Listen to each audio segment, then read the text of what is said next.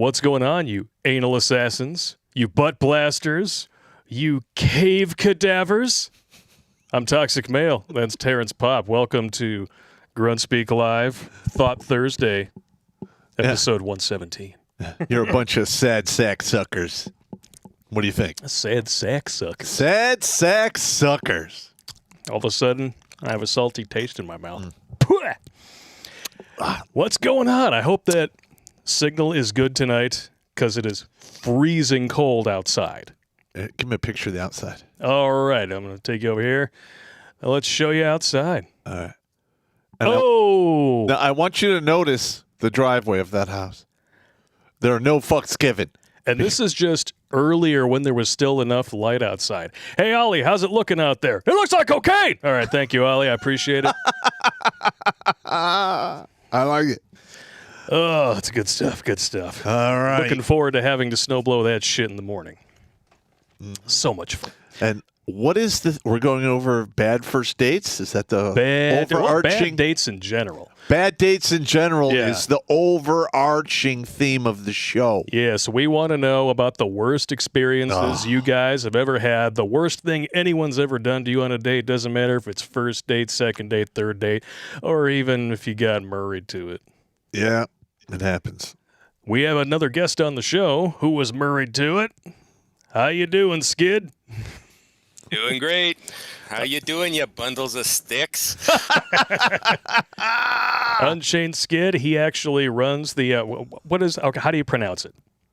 The mug company. Jenks Rathra. Genuine Jenks Rathra. You've got the mug up there, Pop. Go ahead and show it off there. Yeah, the patriarchy, helping men build civilization for thousands of years. Since we actually, I believe men have been building civilizations since we started writing shit down, and we probably built the civilizations before that were destroyed that nobody remembers. True story. Word. Atlantis, all those various things buried at the bottom If there of were the sea. big civilizations, I know there's dudes out there like, hey, we need 4 more tons in the pyramid. It's not generating enough power. Yeah, get some people and haul some more bricks up there. We need more weight. Do it. Yeah, don't fuck around, man. We're paying you for this. Come on. No, they would have had slave labor, just admit it. Well, you never know. If it were building pyramids, I mean, we all know what was going on there. Well, there's don't even get me started because I actually watch a lot of that stuff. There's several different theories. And then we need like an Egyptian Orkin man to get rid of those fucking scarabs because those things are scary as shit. Well, yeah, and they are flesh eaters, I believe. Even the terrible CGI ones from the Mummy movies. Oh yeah, yeah. Some of the worst CGI ever. If it wasn't for fun, the movie would have been shit. You remember that show Babylon 5? Yes. All right. Yes. So I started off my run as an investment banker, and it was my job to work on venture capital, right? And I remember I used to love the Babylon 5 show. And I knew it was all CGI, and I had a chance to get in on the ground floor at Disney when they were starting up the CGI stuff. Oh boy! Literally, Disney stocks was down into the toilet, and so was Marvel. And if I had to put $10,000 or $5,000 in each one of those things, you'd be worth rich $5 to $8 million right now. You would still hate the woke shit. But at least you'd be rich off. I would have cashed out as soon as they started doing their stupid shit. Yeah. I'm just waiting for the alternate Hollywood to fucking start up, and I think Ben Shapiro is on track to do that. Well, I guess we'll see what happens. Hopefully they don't get corrupted over there. So, Brian, we got some people in the chat who want to know who you are. So tell us about yourself, Skid. What do you got going on? I know you got a YouTube channel. So I do. I don't know. My claim to fame, I guess, is 16 years later, after a pretty interesting divorce, I managed to raise 3 kids all by myself and stay in the military at the same time. And now it's all kind of finished. They're all kind of growing up, and I'm in quasi-retirement. So now it's time to finally have some fun. So nothing wrong with that. Pop talks about the long game. I am the personification of the long game. This is what it looks like at the end. So that's my claim to fame. Military-wise, I was Air Force, so we can have some good Army Air Force stuff going on here. Canadian Air Force, too. Yeah, exactly. And flew jets way back in the day. Some transport stuff later on. And then I was flying for our federal cops up here for a while, but I'm all retired out of that now. And now I'm going to be doing some aerial forest firefighting this summer. Oh, that So sounds just cool. working in the summer now. Nice. So awesome. Yeah. Really? So you're gonna good like dive bomb like the wet mud onto the fires and stuff?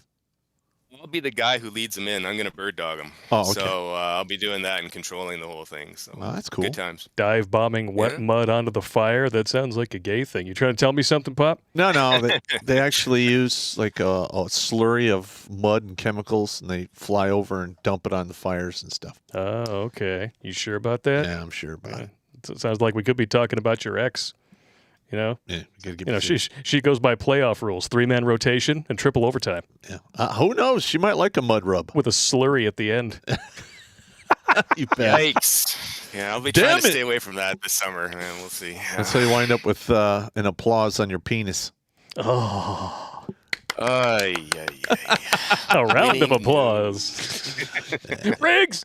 You wind up with that's some bad stuff right there. Yeah, it's very, very no, bad stuff. no good. You know, you whip it out. You go to take a piss. All of a sudden, oh shit! Not a good day, Burns. man. Not a good day. And here's the worst part. There was a couple times. I'm going out on a field problem, packing up my stuff, my A and B bag, my rucksack. We're on the plane. We're flying in the middle of nowhere, and you see the guy doing this. Yeah, Yeah, great. Riggs. He goes, and then he's like, "Doc, I think I got drippy dick." Drippy dick. Well, you're going to have to ride that shit around for a week or so because we're going to the field, drippy dick or not. Oh God. Yeah. Yeah, it's always funny game as you hear the dude in the wood line.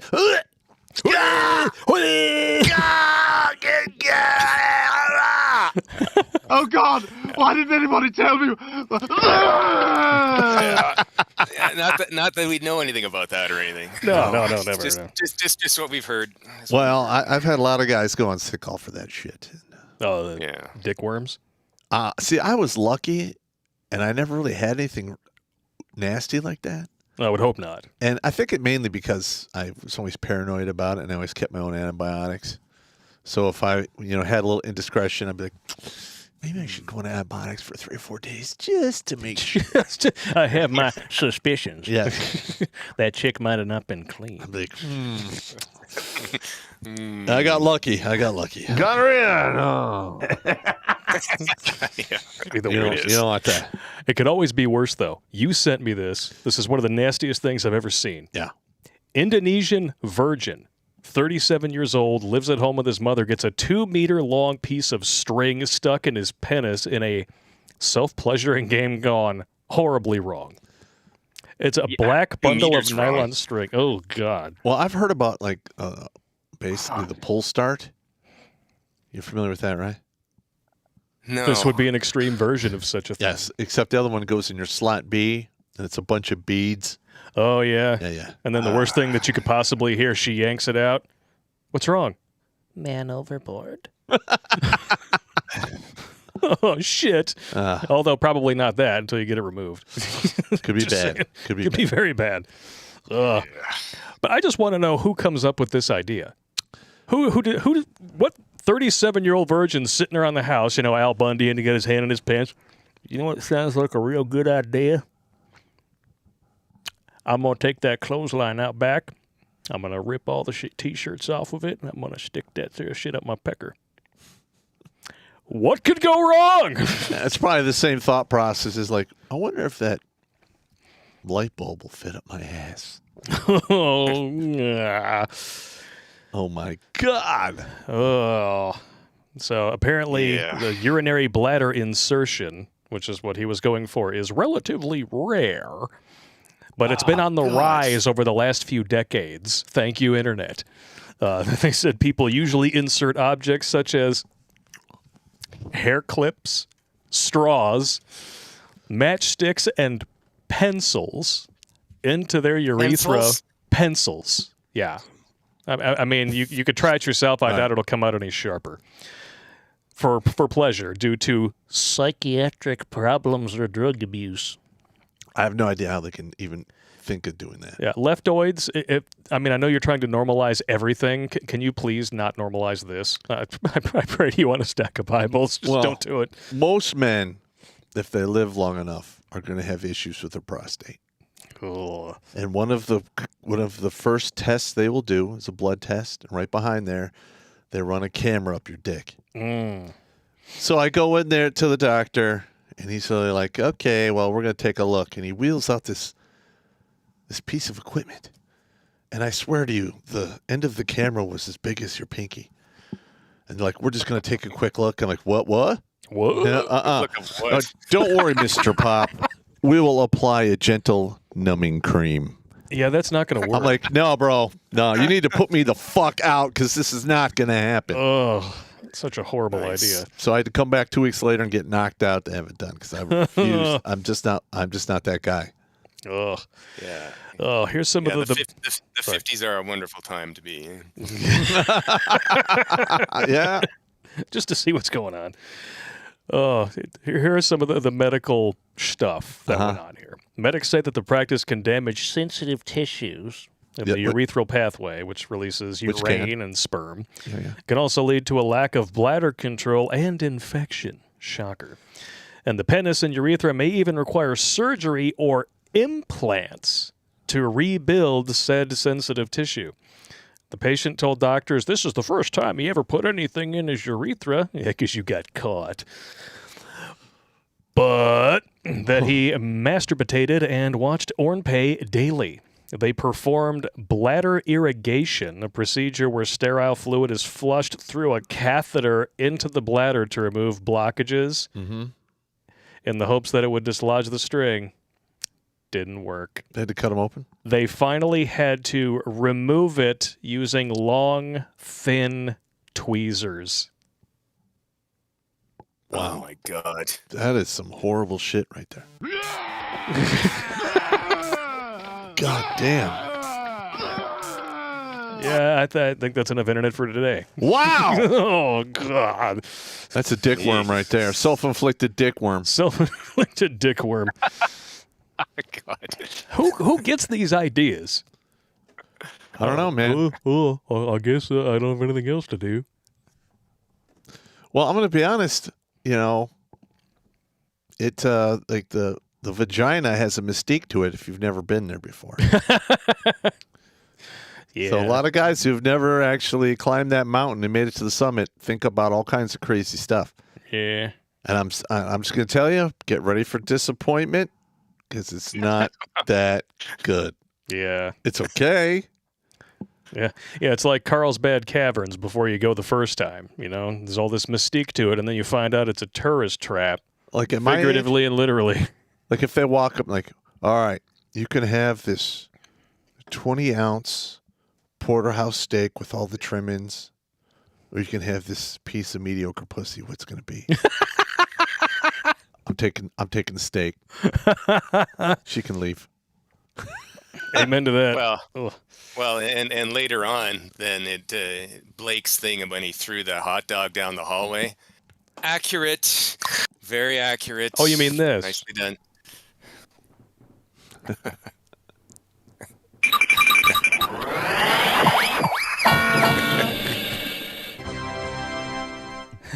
Bowl of soup. It's a classic. It is a classic. There you go.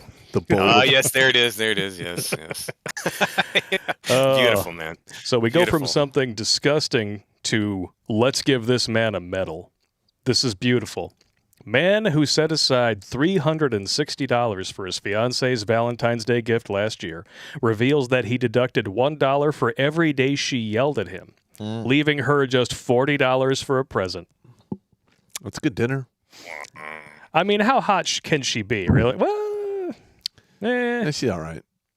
I mean, But she's Latino. Latinas like go nuts, man.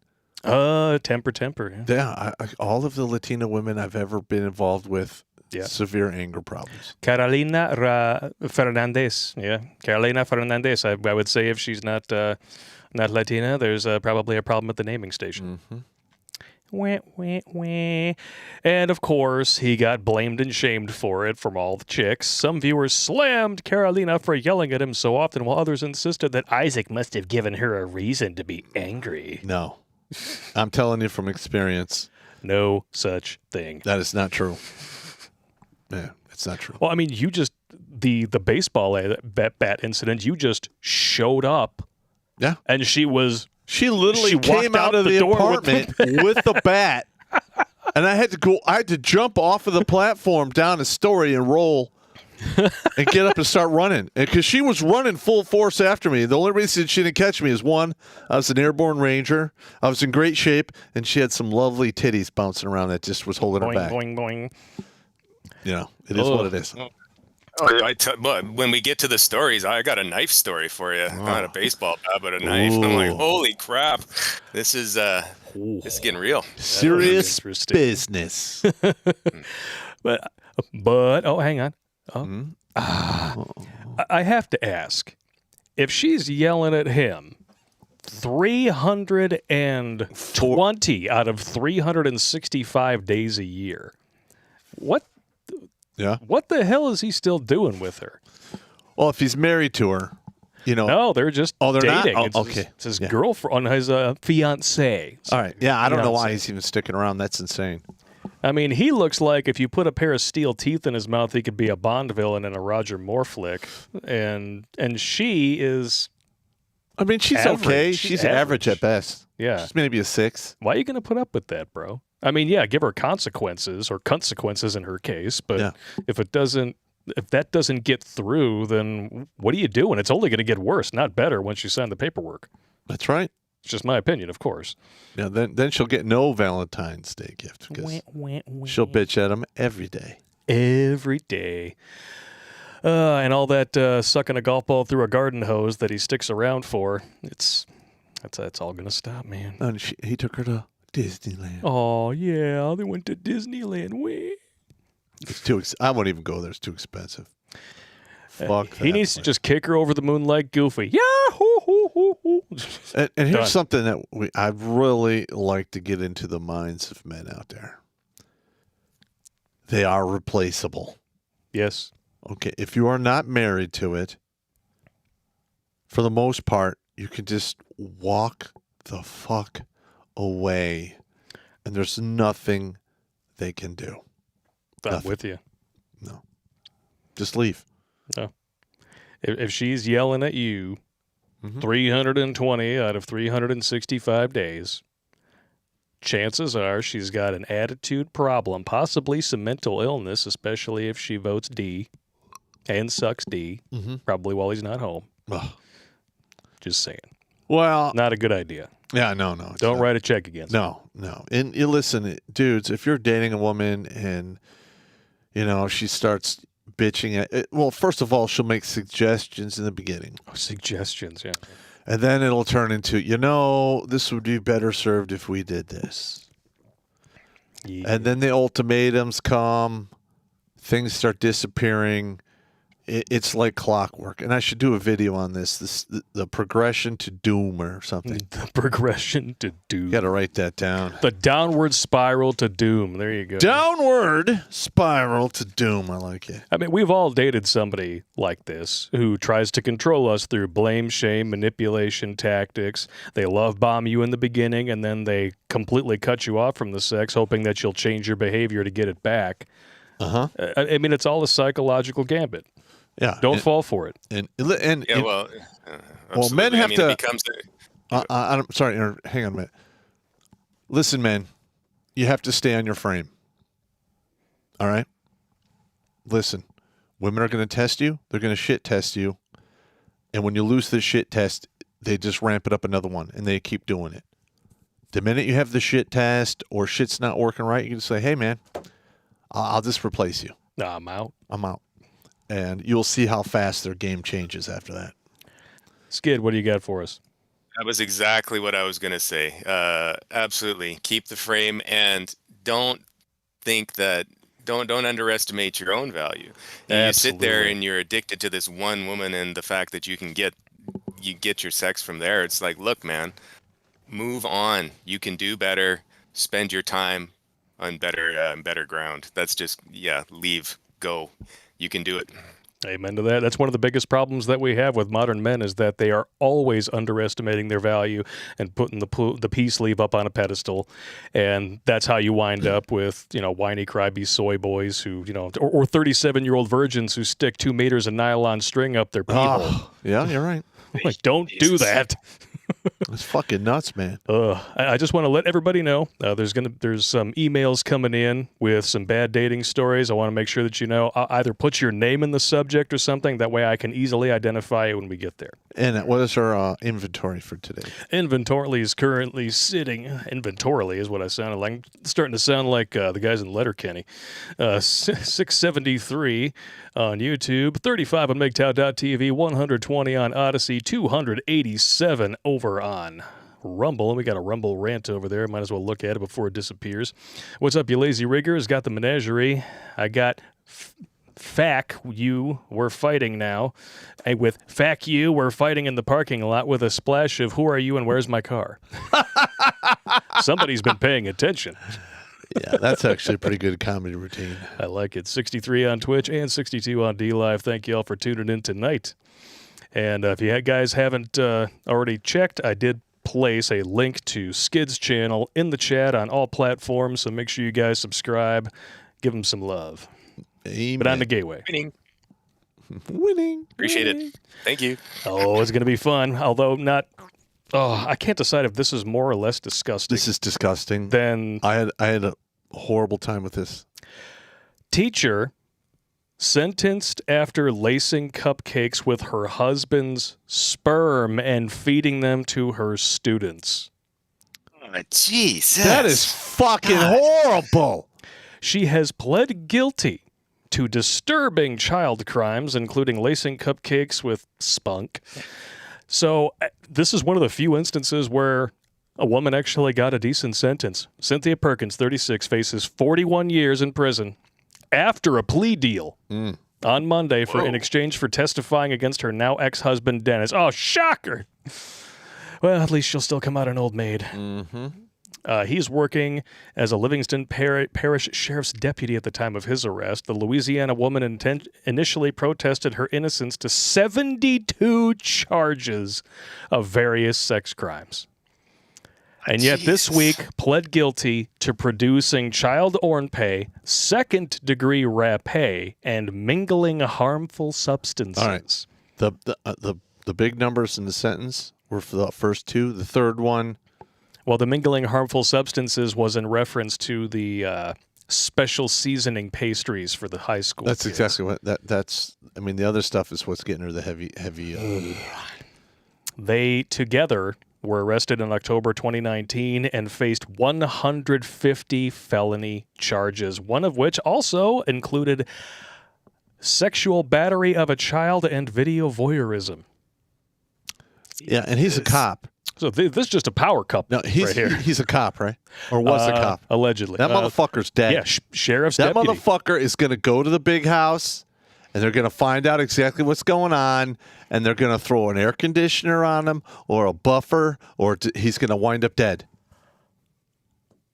I missed this part earlier when I was reading this. There were also charges relating to a dog. God damn! What the hell? She claimed, of course, that she was manipulated by her then-husband to commit the horrible crimes. Women always pull that shit. Hey, how dare you? They always fall back on the, I'm a just I had to succumb to his wishes. I was afraid. How dare you? Shut up. Just shut up. She was given 40 years for second-degree rapé and 30 years concurrent for crimes involving a juvenile under 13. The cupcakes incident only got her 1 year. Mm-hmm. Wow. So is concurrent mean they go together? They're going to go together. Oh, They're not going to get stacked on top of each other. Yeah, see, she's still going to do 40 years. Oh yeah. And I hope they both get whacked in prison. Yeah, I'm sure she's going to come out and start a bakery. Jesus Christ. I'm going to be honest. I have a really hard time when people tamper with my fucking food. Well, yeah, that's why you always tip your server, even if they're shit. Mm-hmm. You never, ever fuck with people who prepare your food. That's right. You never send shit back. Especially in the chow hall. Yeah. Oh. My brother has told me some stories that will put hair on your ass. You ever hear? I ever tell you the chow hall story about the dick in the yogurt? Yes. but I'm totally willing to hear it again. All right. So I am a private first class. We're getting ready to go overseas to do the MFO mission in Egypt. And I'm sitting at the table, and I got this guy named Chavez, my buddy Mark, next to me. And Mark and I are, we do the scuba diving, so we're pretty tight. The Chavez guy, just a raging asshole. So he's like, oh, I got to use the restroom. Now, Chavez never goes to the chow hall with us because he's married. He lives off post. So he gets up to use the bathroom. I stand up in front of the whole chow. This is an infantry chow hall. There's like no chicks there. Pull out my tool. Whoop. All the way up to the sack in his yogurt. Put the lid there. Put it back on his tray. Now, I did not know this at the time, but I had a lieutenant colonel, battalion commander, and his staff of like 4 or 5 officers. Almost all of them are captains. And they're like, that's reprehensible. Like the colonel's like, no. No, let it play out. Just let it play out. No, let it watch. He comes back out, starts eating the yogurt. I'm like, put my dick in your yogurt. He's like, And the whole chow hole, it's like 100 plus people in there. They're laughing so hard you couldn't hear it. I mean, it was insane. It was like being, it was like applause at the Carnegie Hall. Man, he was pissed. But what are you going to do? Cock and concerto. All right. Flawless victory. Flawless victory. Hey, motherfucker. That was funny, man. That's some funny shit, dude. The best part with the colonel. No, let it play out. Yeah. Let this proceed. Smart man. I have to see what happens. Oh, no, the colonel was laughing his ass off. All the officers were just hysterically laughing, and they walked out. Nobody said shit. It wasn't a big deal. It was just a couple grunts fucking with other grunts. That's what you do. I mean, that's what we do. You get bored. I'm bored. Who are we going to fuck with? Hey, let's get him. I mean, there were a couple times they did it to me. Yeah. I had like 5 gallons of mop water dumped on me walking in the barracks at least 2 or 3 times. It's good times. Yeah, I got hit with a water balloon out of a deuce and a half that was doing like, I don't know, 50 miles an hour and knocked me down. Oh, wow. Yeah, it was pretty good shit. I bet that hurt like a bitch. It just knocked the wind out of me. They hit me like square in the back. Oh, okay. Knocked the wind out of me. I went right to the ground. I was doing and everyone's laughing. Oh, look at Pop. He got fucked up. It was a bad time. It's funny now. It's funny now. At the time, you were like, not funny then. Not funny then. Whatever doesn't kill you only makes you stronger. Yeah. It is what absolutely true. I don't know if I can say the same for this poor sap over here, though. This is a bad story. All right. She was homeless, and I was alone. I was befriended by a woman who moved into my home, and she gradually stole $40,000 from me. Ouch. This is in the form of a letter. Dear Quentin, I was disabled for about 10 years. During that time, a woman befriended me, asked to move in. I needed no assistance, but she was homeless and I was alone. We agreed that she would pay half the rent and utilities, which she did for the first year. She would cash advance my credit cards and ATM and tell me she had placed these funds in her bank for me. She would collect other sums of cash and do the same. I also paid the entire food bill for 2, all the while I was on heavy medications. I knew I was being taken advantage of, but she said if I stopped paying her half of the bills, I would get nothing. So it went on that way for 10 years. That's his fault. That is his fault. That is 100% his fault. She'd keep track of the amounts, tell me the balances, but I was never allowed to withdraw any. She'd been mentally abusing me to the point where I went to a hospital for rest. I was thinking clearly. I had given her $40,000 and I asked firmly for 10 so I could buy a car. She laughed and said, "You really didn't think you would get that back." And that is when I would have her legs broken. Yeah. Cement shoes. No. You just have some people bust their legs with baseball bats. Allegedly. Allegedly. Of course. Allegedly. Yeah. She said the funds are in her daughter's name, and aside from the cash advances, there's no paper trail. There was physical abuse if I complained, and it's embarrassing to be conned. She told me no one will believe me because I saw a psychiatrist. I was abused and conned in my home for a long time, and there are no witnesses, and all I have are tape recordings where she sneers and says she lied about this to me and repeated, no one will believe me. Will they be of any value to a lawyer? What do you think? Yes. Yeah. It can be done. I mean, at a minimum, you can get criminal charges out of that. Yeah. But, oh, Get a new one. ah. Uh-huh. But The reason we have to... even if they convict her, she's only going to do 1/3 the time Yeah, that a man would do for the same crime. exactly. Women never do this stuff, though, right? Yeah, And right. we've been told that all of the, like the money laundering and the skeezy behavior and the horrible stuff and baking spunk into baked goods for children is strictly the realm of the XY chromosomes. Well, Sugar and spice. I got news for you. We're all equal. Sugar and spice and everything nice until they put their hand up your ass and turn you into a sock puppet. I was hoping that there would be more of a rhyme to that. Just saying. Sugar and spice and everything nice until they bed your best friend and give you pubic lice. They're called Scotchy Chingos. Scotchy Korean. chingos. Scotchy Chingos. Little buddies. Little buddies, of course. And that's a perfect lead into the next one here. I love this. This is what you get. This is the quality of journalism at the Washington Compost. He's cute, but is he swab-worthy? How rapid testing became a dating ritual. All right, so let me get this straight. God. Just so we're clear, America's STD rate has been at a record high every year for the past 5 years. Actually, going back further than that. Yeah. It's into the There 90s. has been a 30% increase in STDs between 2015 and 2019. So the 5-year rolling average saw a 30% increase Wow. over that time. That's a whole lot of fucking. That's a whole lot of fucking. But, we're not going to worry about, herpetogonosyphilitis. We're going to worry about the coof. Yeah.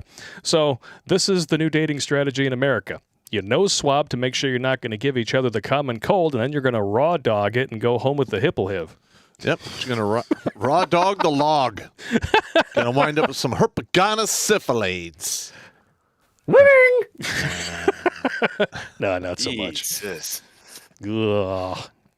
Unbelievable. Yeah, it's just great, I mean, they're so concerned about their health. This is them every weekend. That's some nightmare fuel there. Every time I hear that sound effect, my mind goes back to the day room when I caught all those dudes just giving that chick a spunk shower. See, now that chick was banging with playoff rules, Yeah, it was insane. except hers was like a 6-man rotation with triple I overtime. literally could not believe I had some NCOs in there that outranked me that were literally sitting there with their dicks hanging out like that. Yeah. And I'm like, what are you doing? You're gonna go to jail. Get the fuck out! And I had to be the heavy, and I had to yell, get out! What the fuck you doing? Get her the fuck out of here! Oh, my wow. God. Oh, that's good times. This is, I'm going to read you just a little bit of this just to show you how sad this is. Okay. And it begins with a but. Oh, hang on. Another one? That's a nice one right there. When Jamie Gloin's date called an hour before they planned to meet up for an art exhibit in downtown San Francisco. Why am I not shocked? Saying she had a headache, he swooped in with a nose swab. Gloin had several COVID-19 rapid tests on hand, so he took one to her apartment, and as soon as his dates dropped, hit the test strip, 2 pink lines appeared. She was positive. Well, better before sex than after sex, I guess. Yeah. That's not good. But he still went there and delivered it in person, and we all know now, thanks to the CDC, that face diapers don't do shit. Don't do shit. So guess who else was positive afterwards? As in positive, he's a fucking idiot. Now, in my travels, I have been through San Francisco quite a few times. Ugh. And on a couple of those occasions, I pulled some trim out of some of those bars. They were Asian. Wasn't too bad. One of them was pretty bad. Little plum sauce for your egg roll, Pop? No, the other one, she's a vaginal virgin and she wanted to do other things. And I'm like, yeah, Butt stuff, right? Yeah. I don't do that. What? I'm out. Yeah, they go for the anal abundance and then they trick you with the vaginal virginity. It doesn't really work that way. I'm like, yeah, we're good. I'll just leave. And that was it. Yeah. Took a cab, went back to the hotel. Ooh, Wasn't worth it. getting her holes hollowed out like an old-fashioned carpenter. That's how you get a dickworm, man. That is how you get a dickworm. Especially when in 2019 you're talking about 2.5 million Americans had an infection of chlamydia, gonorrhea, or syphilis. Ah! And this is the really screwed up part. This is my favorite stat. Favorite as in most disgusting. Uh-huh. The highest increase in syphilis was among newborns, That which is fucked up. nearly quadrupled over the God. 5-year average. Yep. And that was actually a big cause for blindness back in the day before antibiotics. Yeah. So getting these babies' eyes and blind them. I just pray that it's not because of a Serbian film kind of contraction of said syphili. Yep. And it's just because they're being birthed by hooers. Although both of them are bad. If you're going to grade VD and beer scale, like chlamydia is gonorrhea light. Oh, yeah. Then you got standard, non-diet beer, which is gonorrhea. Then you got the dark stuff that sticks with you. That's the syphili. The syphili, yeah. Yeah. And then you got the HIV and the herpa-HIV. And I think the herpa-HIV it's like Zima. It's just a terrible product all the way around. It's not refreshing, and the taste never goes away. It's just terrible. Zima.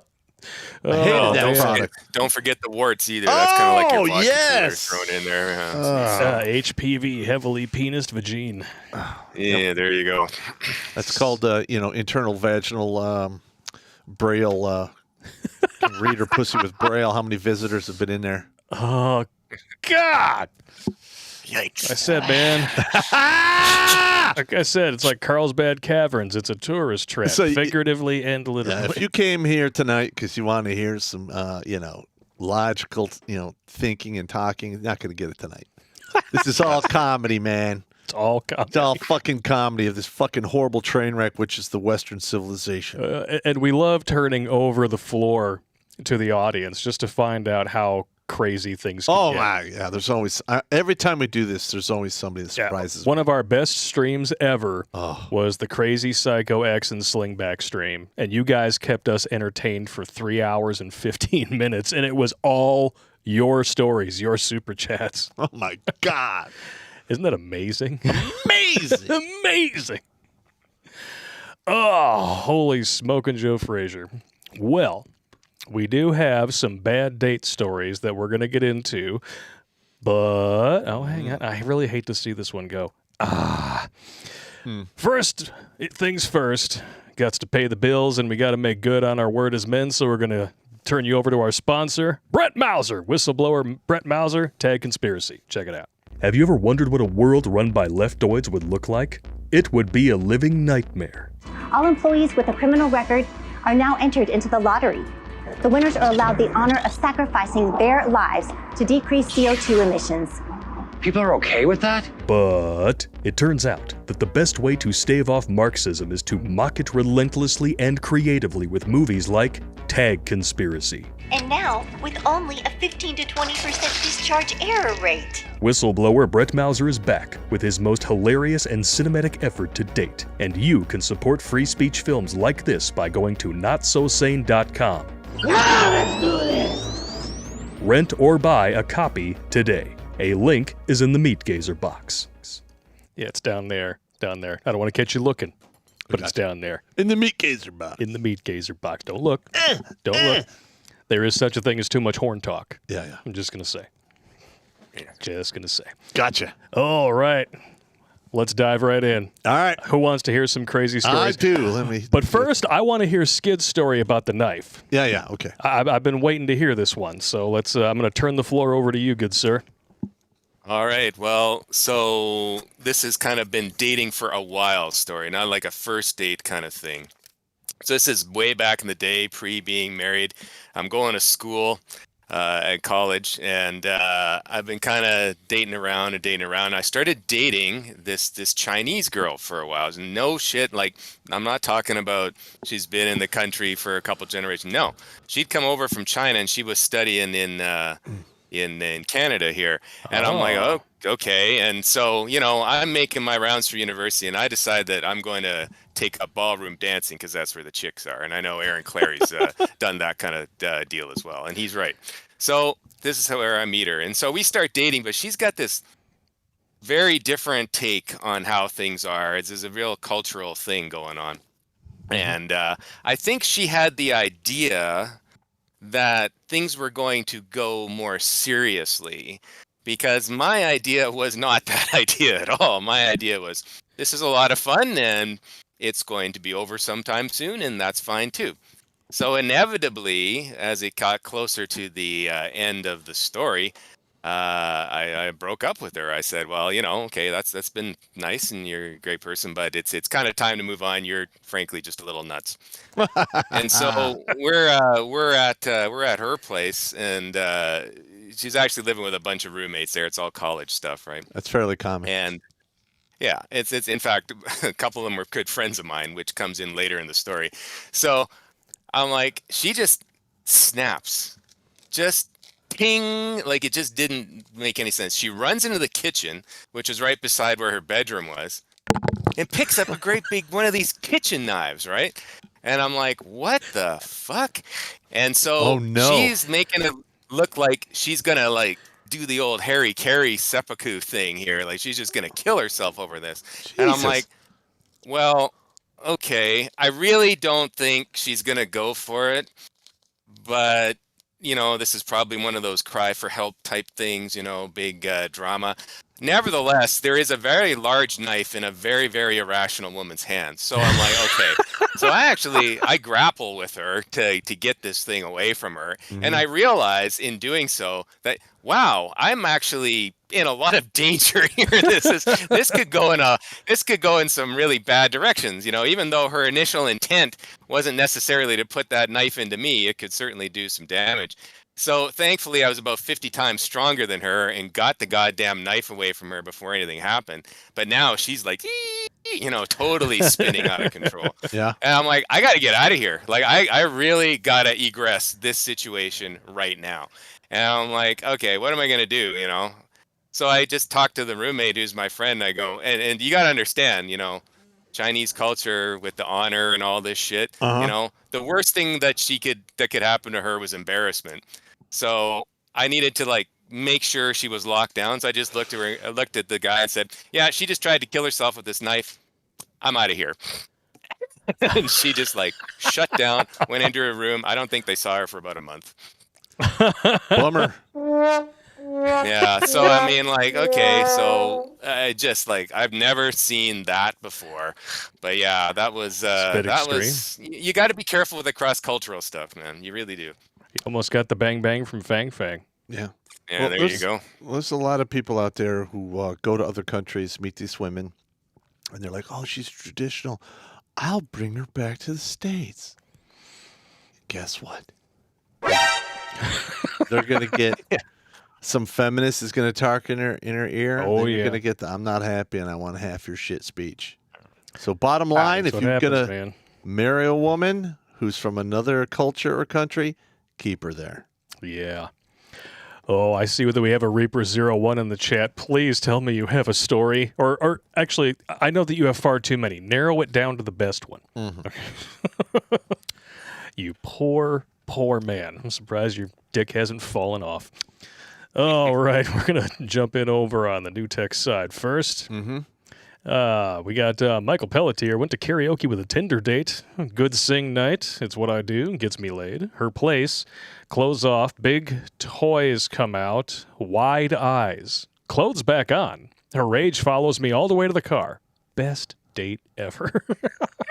Wow.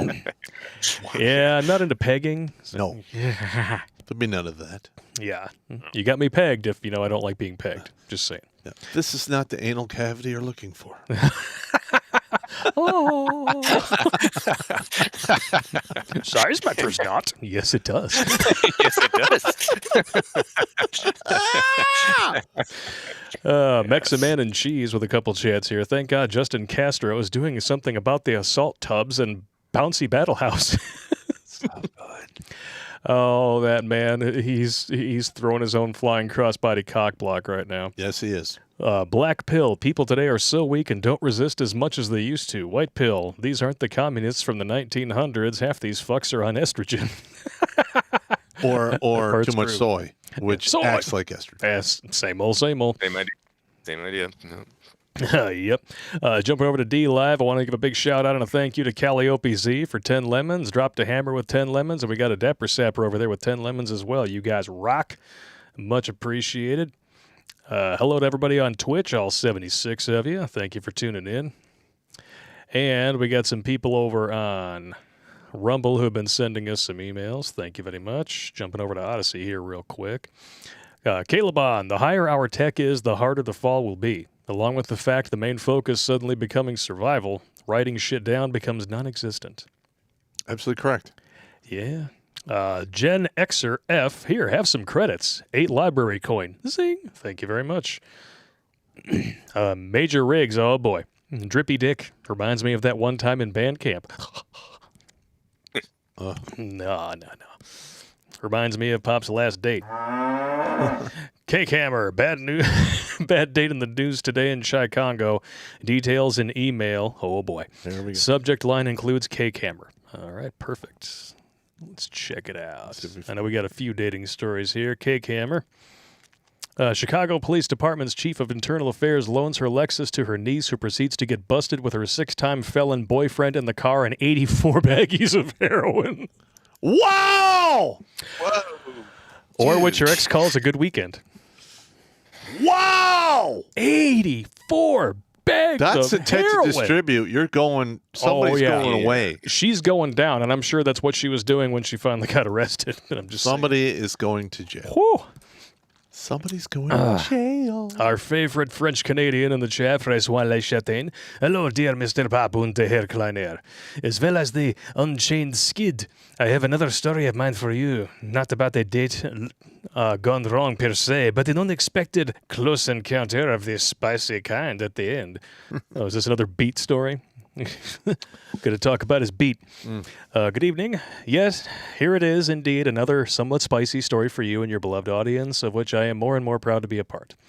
Basically, at the very end of 2006, when I was 29 years old, I was barely back from my hometown where I had celebrated Christmas with my family to the place where I was living and working at the time, somewhere in Canada's Atlantic provinces. Specifically, I was living in an attached townhouse with its female owner and 2 other roommates, you bastard. Also both female. No, gentlemen, do not get too excited just yet. 2 of those 3 women, including the owner herself, were quite older than me and were not exactly all that good looking. And as for the younger one, she already had a boyfriend and was otherwise not that interesting to me anyway. Still, I could not remember how many times I would have to take their laundry out of the washer or the dryer, which would include quite a few pairs of panties of theirs when I needed to do mine. What, your panties? You are French, I'm just saying. Yeah, you never know. Now, that evening, it would so happen that said owner, let's call her Denise, or D-Nice, had decided to throw a house party with several guests and naturally the entire household, including myself. That would prove to be quite a lot of fun, even some unexpected. On the course of the night, I gradually got very close with an old friend of Denise's, whom, for the purpose of this story, we shall know as Leslie. This other woman was 10 years my senior. I know this seems to be a pattern with me, well, for quite a long time in my life, it would seem. As one thing led to another, Leslie and I would become more and more intimate. It started with nice words, then went into kisses and caresses, which in turn would grow more and more direct and more sensual. What can I say? Although I now make a good point of keeping that in check at this stage in my life, I have always been an idealistic mother fornicator. More and more, it would feel as though there were no one in the entire house but Leslie and me. In fact, this would prove to be true, too, as most of everyone else had retreated to more private quarters with their respective partners. If you will allow me, I'm going to spare you quite a few details. But I will let you know that she and I would not quite go all the way together in the end. I did try to do so, but one of my tools, if I may say so, and if you know what I mean, would fail me then. Too many glasses of cocktails, I'm afraid. Look, it happens to the best of We've us. all been there. It happens to the best of us, man. We've all been there. I'm afraid, in fact, that would tend to remind me of a house music song with the following lyrics. Don't smoke cigarettes, don't take any drugs, don't go out at night, just fuck. Here is the crux of this story. I have a confession to make. Every now and then, although I was not actually feeling much, if any, pleasure from them, I would pretend to like Leslie's kisses and caresses a lot by making corresponding sounds from my throat in order to not disappoint her because I figured that she was likely to feel insulted or a little sad if I did not. Yes, that's right, gentlemen. That time, with a woman, I, a man, faked sensual or sexual pleasure in bed. It happens. Yikes. So basically, you were banging a warm bowl of soup, Well, attempting to. It was failing. and you wanted it to end, and you just, I got it. I understand. These things happen. We've all been in that position where all of a sudden you have that, it's like you have post-nut clarity during. Yeah, you're It's like, the I'm going worst. to have to talk What to am this I woman. doing? She's Well- going to want to see me again. Well, your funniest story Oh, is you having post-nut clarity pre-nut. yes. I want to talk I to was- you. I was I I was sobering up. That was a long night, man. That was a long night. Oh man. You went full slow motion Baywatch. Yeah. Sheila B. Getting Dick. Okay. Nice. Okay. Dating done right. If you're interested in a lady, take her exes out for a beer or two. In vino veritas. That is good advice. Yeah, it's Some actually good one of gouge. you interview Nice past. tactics. Yeah, you interview past partners to get the truth or the other side Oh, yeah. of the story, and then you could build the truth from there. That's a very good idea. Ballistic Zero. But, Pop, what if you get steak and a blowjob? Winning. Yeah, it's winning. Steak and a blowjob. 2 tits. There you go. Arrow Shogun. 2 girlfriends. Never been on a date in my life, and I've been stood up for every date I ever planned prior and during those days. Many of whom asked me on the date. My first ex seemed to mostly care about the D, but the second one was doing meth behind my back. Nice. Dude. Always made excuses to cancel dates and caught her cheating on Facebook. Now, if she F's up once I'm out, no second chances. I've been stood up a few times. Now I have a rule. If I'm going to meet a woman and and she's beyond the hit time by 15 minutes, I just fucking leave. Yeah. I'm done. I'm out. For sure. Yeah, Paytas, question for Pop. Can we have a Grunt Speak live video with you and Senior Airman Dick Fitzwell telling a bunch of military stories, or is that part of premium content? No, we could figure something out. I was thinking of getting my old Lurst team together and we could talk about a bunch of shit. Man, why There's not? some crazy fucking stories, man. I know you do.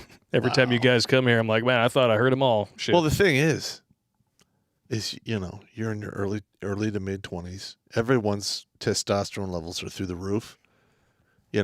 Things are going is fucking insane, and all I could do was basically set the right and left limit for the insanity, and then try to keep all the cats in between those two. But oh my god, it is insane. Yeah. That's life for you. Iapetus, thank you for that one there. Crimson Hawk, hey, Pop and Blake, I started taking physical enhanced drugs. I feel calm and stoic. Here comes the, now listen, lecture from Pop. All right, so he's using performance enhancing thingamajiggers. The physical enhanced drugs is how he All right, puts well, it here. I'm going to be honest. If you use it once or twice, it's not really a big deal. It's not going to impact your long run of your life. It's just not. If you stay on it for long periods of time, or you're on it for a minimum of 90 days a year for 5 to 8 years consecutively, you're going to bomb your testosterone. You have a very high chance of fucking up your T3 and T4, which is basically a hormone that comes from, what's that? Thyroid? Thyroid. Thyroid. That runs a lot of the stuff in your body, and once you fuck that shit up, it doesn't come back. Yeah.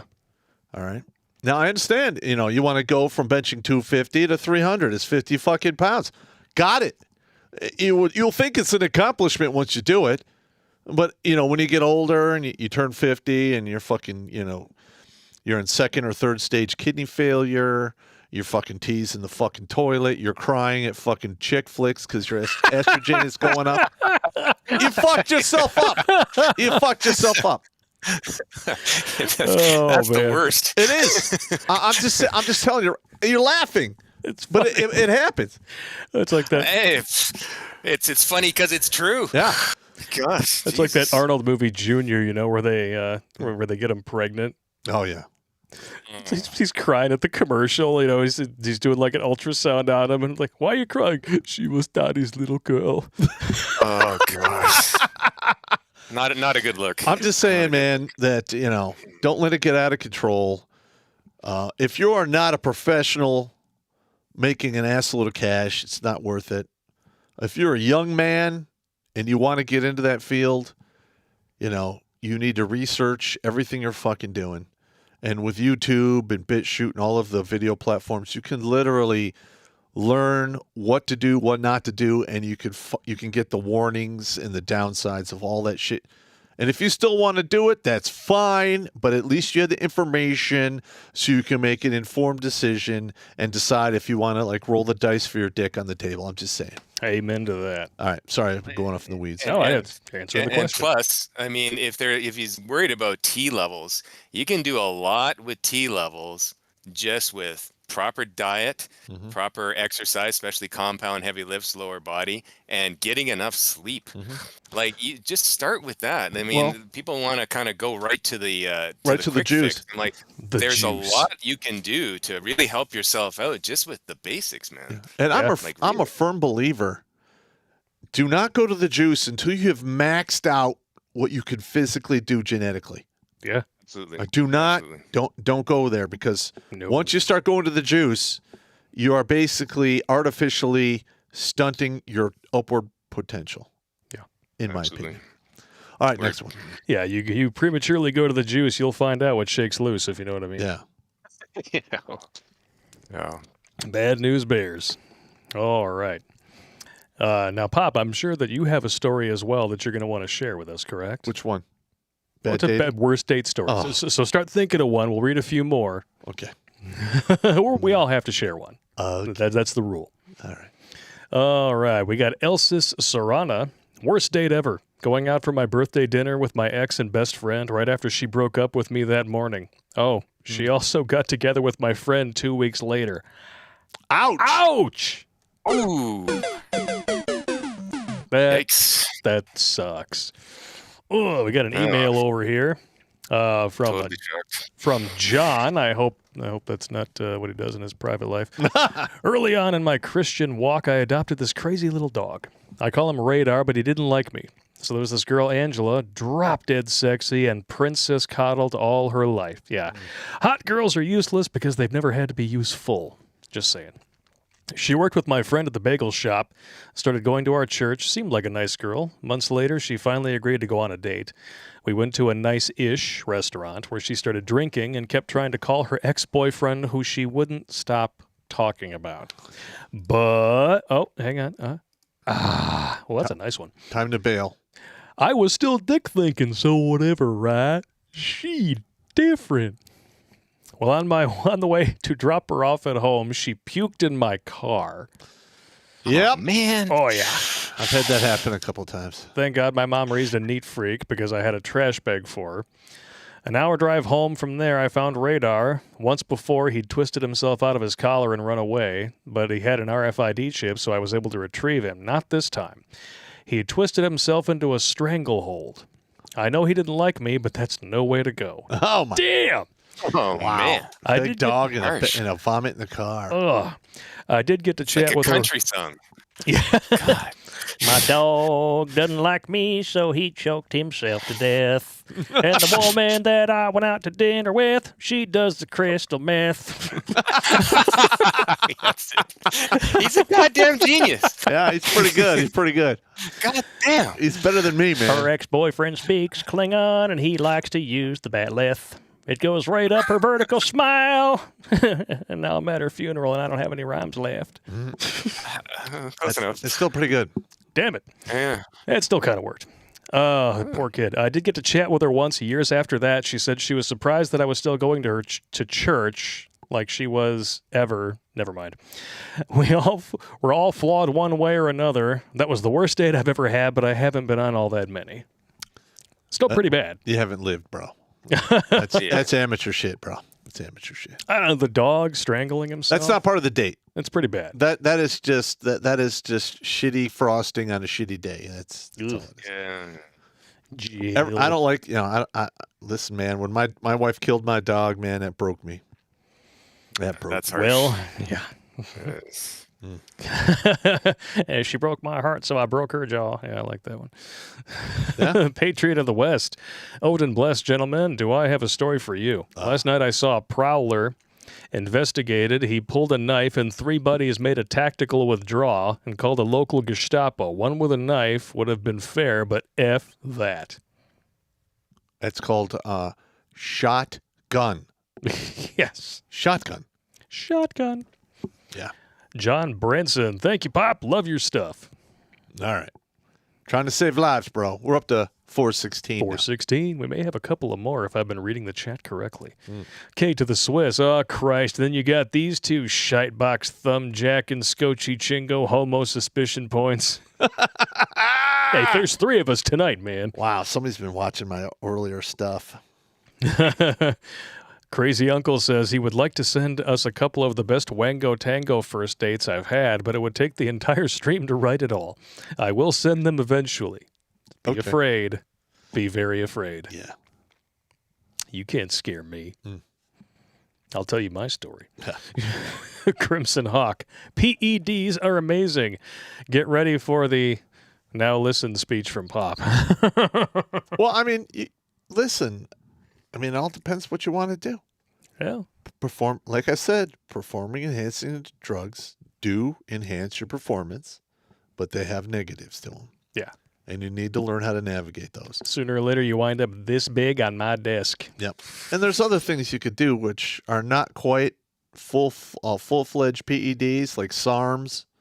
You can get a lot of benefits out of SARMs, and you don't have to deal with as many negative downsides. But like for instance, when I was 100 and I got done with Ranger School, once I lost all that fat, I walked around like 178. All right. And I always wanted to be that huge jacked guy, and I always was complaining about it. And I had a platoon sergeant one day say, "Hey, Pop, don't worry about what you don't have and focus on what you do have. Because chances are what you do have is more than enough." And he was absolutely fucking correct. I didn't use any juice. I was bench pressing 2 times my body weight, deadlifting like 2.5 times, and squatting 2.5 times my body weight, running 5 miles a day, and then 2 times or 3 times a week, I was doing open floor fighting at Sensei Robert Edwards School of Ishinru. Nice. And I didn't have to take shit. I took a lot of supplements from the over-the-counter stuff. Yeah. Like the protein and yeah, you still take a cereal bowl full of supplements. Yeah, and I'll actually do a show on that because I found some really good stuff that counteracts a lot of the negative stuff that the Koof shot is doing. Oh, good. Yeah, we could definitely do a show on that. I'm sure there's a lot of people out there who had to get it done because of work or what have you. No, for instance, I have a friend of mine that was forced to get the poke, and it worried the hell out of me. So I started doing the research. And there are actually some herbs out there that have been studied in, there's actual scientific studies that are benefiting people. And those benefits contradict a lot of the bad shit that's happening. Freudian slip. Contradict. Or contradict if you're, in the dating world. Beer. Delicious. Got to keep that fat Punisher bod rocking, man. Just I'll saying. kill everyone in this room for 1 drop of sweet beer. That is one of my favorite Homer Simpson. Yeah, I love that guy. I love the Halloween episode when he, Flanders walks up, he shoots him. Dad, you shot the zombie Flanders. He was a zombie. Yeah, my buddy John. He always compares me to that one episode when he's fighting Tyson and he's taking those punches to the head and it's not even bothering him. Because I showed him some of my fight tapes. He goes, "Yeah, you kind of fight like Homer Simpson there, Pop. You're wearing him down by letting him by blocking with your face. Oh, there you go. Oh, you got a good one there. Oh, it's over. All right." It's like the Rocky movies, man. Guess I'm watching Rocky 4 and I'm like, how many times is he going to block those punches with his fucking face? All of them. I mean, if he's actually hitting at 1,850 pounds per square inch, it's like getting hit in the face with a car. It's pretty bad. It's pretty bad. I got it, Mick. I got it. Not so much. Sean Hunterdine, hey Blake, ever thought of a crossbow for those straws? That would be not a wise idea. Yeah, that's a little bit too much. That's when he would stomp my lifeless corpse into the ground for I'd get pretty mad. his eyeball. That one hit me right in the eye, and I was like, "Ah!" No, if I had that kind of accuracy every time, yeah, I'd be a bad day. I'd get pummeled. Yeah, I'm not really. I'd only punch you in the stomach.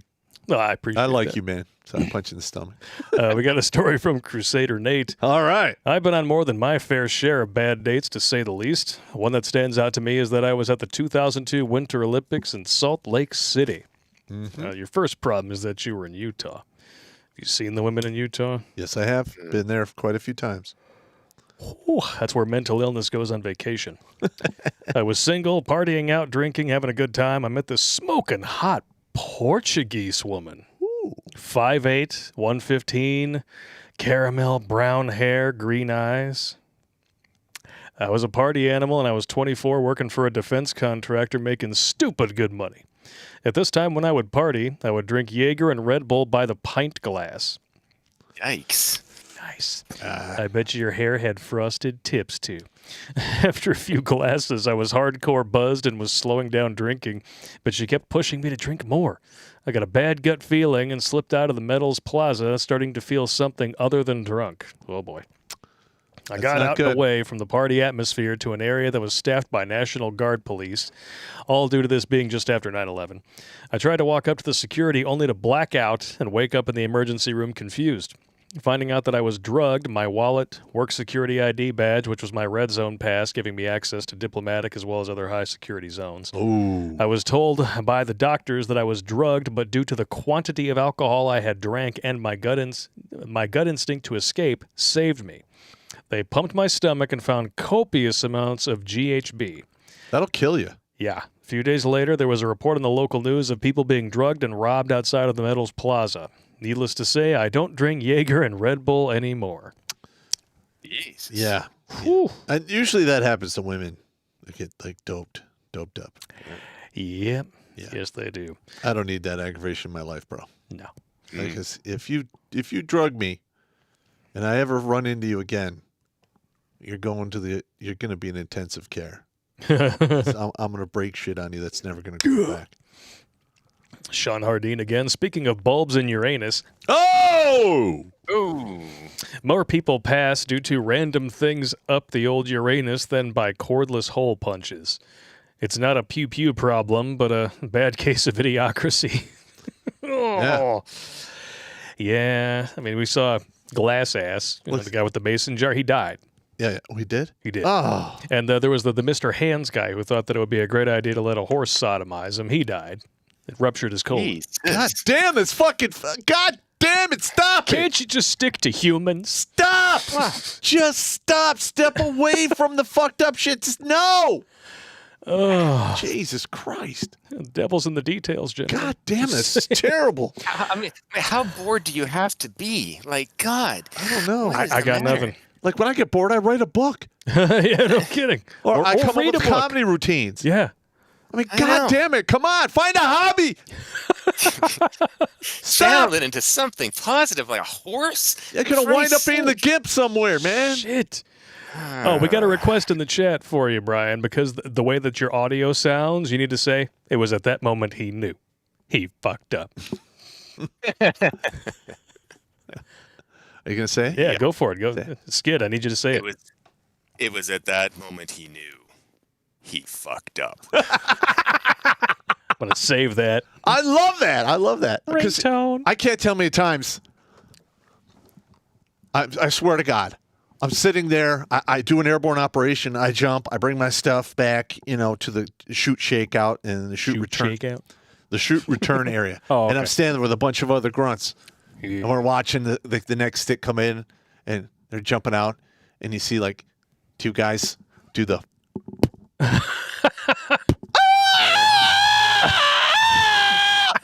And like you see them like the shoots go. Oh no! And we're literally like the guy next to me is like, it's right about here they realized. They fucked up. They fucked up.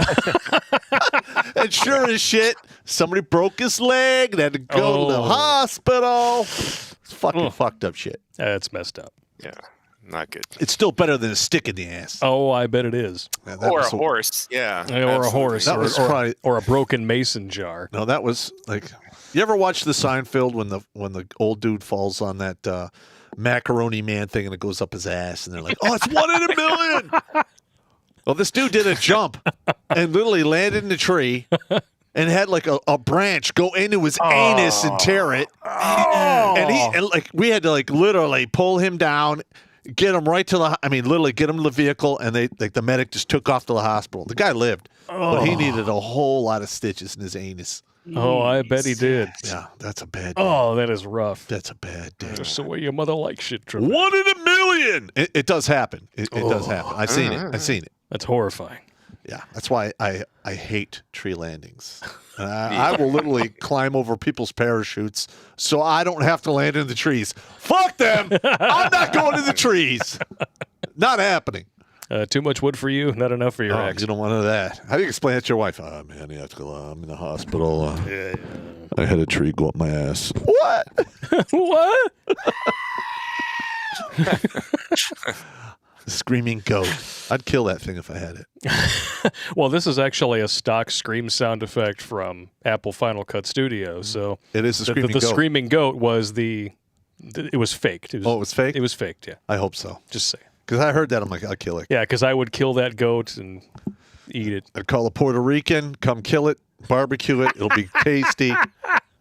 Puerto Ricans are pretty way. high on the ethnic anger scale. Yeah, they are. They know how to cook. They cook anything, man. That's especially if it's one of those steroid goats, man. Yeah. For sure. yeah. You love that steroid goat story, huh? Steroid goats. Fuck, man. If I'm having a bad day, I'll play that shit because that brings me right up, man. Oh, that's great. They killed my goat, man. And you're getting recycled. No, man, it fucking. Hey, The best- your goat's Best dead. part is when, Your is when goat's he dead. puts You recycle. He puts the 2x4s on the goat, freezes it that way, sets it up, gets checked off, good to go. And then I'm like, go. that's fucking brilliant, man. Brilliant. That is, man, it's yeah, that was- inspirational is what that is. Yeah. I fucking love that shit. But that, I mean, your goat dies, you're getting recycled. Yeah. Like I was literally like, one medic was like, I got recycled twice. Like, what happened? Well, the first time I legitimately fucked up. The second time, some goat kicked my goat in the head and killed it. Well, Like, well, that sucks. Because that's what the grader said. Is your goat alive? Yes or no? No. then we're good. Recycle. Recycle. Good times. Ooh, excuse me. 822 people currently watching us over on YouTube. Thank you very much. But only 500 likes. You got to smash that shit. Smash it like a 2-meter cord up your pee hole. Or a little light today. A little light. It's fine. It probably means that somebody else is streaming, It is what it is. But hey, I'm having a good time. Hope you guys are having a good time. Let's keep the booze flowing and the jokes going. And I want the likes to go up. Yes. From Crazy Uncle. Just found out that my sister-in-law brought her kids to get the Shaft in order to go to Disney. Lovely. Not only is subjecting children to total mindfuckery of what Disney's been doing to warp the minds of children enough, now her 6-year-old daughter is having a bad reaction. Oh, no. If you could raise a glass to her recovery, I would appreciate it. Those that are refusing this poison, hold your ground. You are not alone. Send me your email, and I will give you the list of the herbs It's already in here. Good. that you can buy. Yep. You're not alone, and you got some hard-ass pipe-hitting riggers to your right, left, and covering your B. Or your 6, right? Well, we all need that. Amen to that. All right, we got Steve from Canuckistan with $50 Canadian. That'll go Thank for you, one man. of these Thank you. here. We're not worthy! We're not worthy! Hell yeah. Gentlemen, please call me Rearson. All right, Rearson. We'll call you Rearson. My apologies for this being a long one, but I got gut punched 4 times in one night. Oh, no. Ooh, that sounds like a bad one. I went to my work wife's place for a 4-month late dinner date. I was to buy the food, she bought the wine. The evening started off by her asking me when we decided on the cuisine, Japanese. Apparently $60 wasn't enough. Went up to $80, still not enough. She was happy with $100 with maybe tax and tip. While waiting for the food, I was asked if I could move her shit from the basement to the garage. I was happy to oblige, hoping for some brownie points. After that was done, the food arrived. The ordering of the food was but the beginning. You missed. Halfway through her first of quite a few glasses of wine, she drops the first of a few bombs on me. All right. Turns out, I'm kind of seeing someone. Can you give me advice? It's a long-distance relationship. you'll be glad to know that I played dumb. How the F could she think this is a good thing to ask me? Where's the exit? Yeah. Some more background info about me. I am married on paper. My spouse knows I have no love for her, but I am better off for now, where it is cheaper to keep her than leave for now. After the relationship hit me, well, in her drunken state, she was going to play the role of sex therapist. Oh, boy. I've had more fun with the clothes on with her in her drunken state than I have with my spouse. Tough life. I know I have a lot of shit to work out, and I'm not staying with my spouse. I lost interest in her a long time ago. Now, most I've done with the work wife is kiss and grab her ass. The clothes have always stayed on. Now to add icing to the cake. When she plays therapist, she proceeds to tell me in front of her roommate that I need a woman to daily drain my tension. She then goes through the motions of a hand job and a blow job. I try to steer the conversation away from that spicy topic. Later on, she announces she's got a landing strip. I've never been so emasculated, humiliated, and embarrassed at the same time. The next day, she asks if I made it home safely. I did, and replied by telling her what she said to me. She's written the whole thing off because she was drunk, naturally. Yeah, if women are drunk when they say it, apparently it's, yeah. No. It never happened. It's First of all, just like herpes in Vegas. if she's putting you in the friend zone, just don't even deal with it. No. Keep it professional. In case you're wondering, our friendship is under review right now, and Good. I don't know where I'm going to go with this with her. I have no ambitions of wanting her. I've gone so far as to use a ritual to rip her out of my heart. I'm not interested anymore in her. She's got a lot of issues, and the justice to this, her boyfriend really has no idea, I think, what he's in for. I have so many more things to tell you. It isn't funny, but that will be for another date and time. Okay. Gotcha.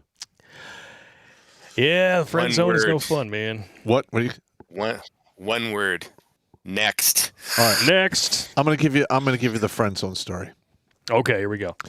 All right. So I come back from Phoenix, Arizona, and I am in the zone. I'm looking to get married and have kids. And there was the first choice. I gave this woman the full court press. She gave me nothing but the business. The business. And friend zoned me. Now this particular woman is in her 50s. Heavy. Alone. And every now and again, I'll get like that on the Facebook. Hey, how you doing? And I'll be like, hey, how you doing? And hey, we should go get something to go to dinner or get a drink. And I'm like, I'm sorry, you friend zoned me. Well, I was younger than I go. Hey, no, I have a rule. Once I'm in the friend zone, I'm nothing more than a friend. Boom. No free meals for you. Come back, never. That's just the way. I mean, listen. If they put you in the friend zone, not worth it. Don't just leave. Amen to that. Rabbit New Zealand, Pop. Add me to the list of the saved. You guys are epic. Keep the laughs and common sense coming. 417. Oh, damn. Oh, dude, you squeegeed. I squeegeed it. Oh, that's Sorry. gross. Sorry. Hey, make sure you keep your number because we're probably going to do the dog tag thing Hell yeah. in the future. Thank you so much, Rabbit New Zealand. You are the man. JWN5 with a $50 super chat. We're not worthy! We're not worthy! Thank you very much. I've had a best date ever. Oh, boy. Dinner at a good restaurant. Then found out she's a feminist and rude. Started talking about politics. I knew the staff personally, pulled the restroom dip, told them, she's getting this one. Left and got 20 texts later that made my night. Awesome. Well played. And listen, there's so much satisfaction to like dropping the ninja ball and just disappearing. I'm out. Yeah. What I love is when they try to shit test you. This one actually happened to me. It was this little redheaded chick. Her name was Megan. We banged twice. Dead fish syndrome all the way. I hate that. The first time I was like, well, maybe she was just a little nervous or whatever. After the second time, I'm like, okay, this is just you. So I'd already written her off in my head. She catches me while I'm on my dating profile one day, starts messaging me, hey, how's it going? Well, I just wanted to let you know that, I don't really see this going anywhere, so I just wanted to let you know, blah, blah, blah. I'm like, that's fine. Okay. Not a big deal. I know it's totally cool. I had a good time with you. I hope you had a good time. Next. Yeah. Exactly. What? They want you to fight for them when they pull this shit. Yeah. Women, this is one of their most common shit tests. They will tell you, they want you to think that they are rejecting you because they want you to fight for them. Don't fall for it. Move on to the next chick. If she's willing to shit test you that early on, you just wait. Off the lot. Yep. Walk off the lot, man. It's not even worth it. Bye-bye. Good story, though. You got to remember what Rolo says, right? They make rules for betas and they break rules for alphas. Yes, they do. So she's making the rules for you. She doesn't see you that way. Move on. And that's all there is to it. Move on. What do we got here? JWN5 with another $1 donation. If there was a comment there, it is gone. Sorry about that. Dung is fun. So what y'all are saying is that a small group of guys have the herpaganosyphilades and a lot of ladies pass it around. Yeah, they do. Yes, they do. Jail. Daruni Albani, Rumble auto resets on new message. Known issue. Well, that's weird. Yeah. We do have a new Rumble rant over here from AFlan07. New Year's Eve ended up paying 5 people's tab. Damn! Take a 32-year-old blonde home, turns out to be crazy cat lady, do the deed, leave in the morning to find I'm covered in fleas. Stopped at CVS for off deep woods. Oh, that does happen. Damn! That does happen. That is, holy shit. If they have a lot of cats and they keep them inside and they get fleas, it is a nightmare to get rid of. Yeah. That last one actually reminded me of another news story. We never covered it because it just kept getting put off and put off. But it's a perfect time for it. Meal ordeal. Woman takes 23 members of her family on a blind date with her to test how generous the man is, but it totally backfires. What, he just left? Good. Apparently this is an Asian couple here. Mr. Liu, 29, did a runner. The rather ambitious singleton was left to foot the bill herself. A cool 2,300 pounds. We're sure she was less than pleased. 2,300, that's 2,700 American. That's like a whole, she basically brought a whole wedding reception. Yeah. Or pre-wedding reception dinner. Yeah, 23 extra people, so for 25 people. No, I would not. Ooh. I would not. I'm. That's over $100 a person. No, fuck that. Fuck it. Most of it's alcohol, I bet. Probably. Yeah. They always get you coming. They fuck you at the alcohol. They fuck you at the bar, bro. They fuck you at the bar. Okay. Haven't watched Lethal Weapon 2 in a while. Good movie. All right, Rusty Shackelford. She was a childhood friend. Oh, $20 donation. Got to do one of these? Excellent. I reunited with her years later. So many red flags. Now she's a single mom, in rehab, crazy debt, and no bank account. That's 4 strikes. This past Monday, I got the, hey, stranger, text. Sling back. Watch the video. Don't fall for it. Cut, sling, load. Don't even entertain the retribution coitus because that chick's not in the pill. Yeah, most of the people who are not in the military, when we say cut, sling, load, what that means is you're in a helicopter, you are slinging a bunch of weight, moving it from point A to point B. If that weight shifts where it's going to compromise the aircraft, the crew chief has the authority to cut, sling, load, which means you just drop the fucking weight on the spot. And I've seen it done, and it is quite brutal.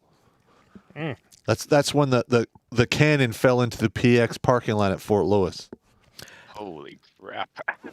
Andrew Tremere up the counter to 418. After the separation, I was rapidly sinking to that place. I found your channel and TFM's channel, and it pulled me back from the edge. 418. 418. Keep that number handy. Hell yeah. It's always good. Makes you feel God good. damn, I love this. Good to hear. Really good to hear. Hell yeah. We got one in the emails here from Cobalt Steel. Ooh! My ex got remarried 30 days after our divorce was final to a guy that beat her up and stole her TV. That's awesome. Yes, she was Paybacks. a real loser, and I was very dumb when I was younger. And you know what? Fill us in on what happened to her later on in life, because I'm sure it's not good. There's more here. Oh, okay. So fast forward to 2 years later. Oh, yeah! I'm remarried. We've been married for over 40 years now. Ooh. One night, my wife and I went out. We ended up at a pizza joint. What we didn't know was my ex worked there as a waitress. Nice. She wasn't even our waitress, but was constantly at the table. My wife and I were really carrying on, made her very jealous. So finally, I had enough and introduced her to my new wife. My ex turned white as a sheet, excused herself, and ran crying into the back. Her manager was giving me the evil eye, which told me she was screwing him because she couldn't keep her legs closed. We finally left. Here's the punchline. About midnight after the ex got off work, she calls me at my mother's house while I was staying in town. Ex, we need to talk about this. Talk about what? You being remarried. I thought you would wait for me. I hung up the phone. That's absolutely, that is fucking, what? Really? Yeah. So you've been married, were you married 40 years when this happened, or was it?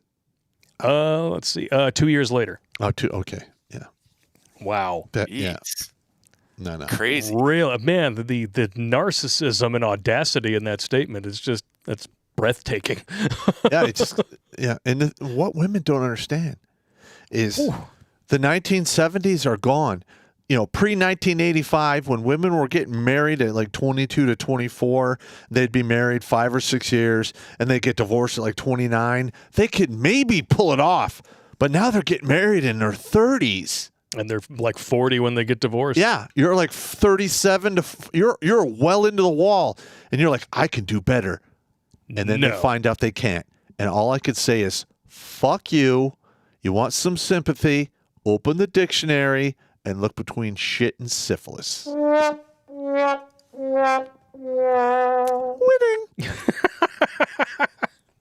Good times. It is good times.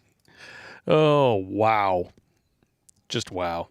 Yeah. Well, I mean, you know, I've been on more than a few dates with chicks like that. It's just no concept of reality. Yeah. Like, you're just like, oh, I want this, I want that, I'm doing this. I'm like, that's just not going to happen, and it's just getting more and more. I don't know, like, And they get pissed when you say there's nothing to bring them back, right? Like, you know, until the cold hard truth happens at 40, and you're like, Jesus, you know, it's like you say, it's breathtaking in how crazy it is. It's like, how can you possibly think this way? Well, and we know the answer. Nobody's told them any different because they all wanted to fuck them. Yeah. Yeah.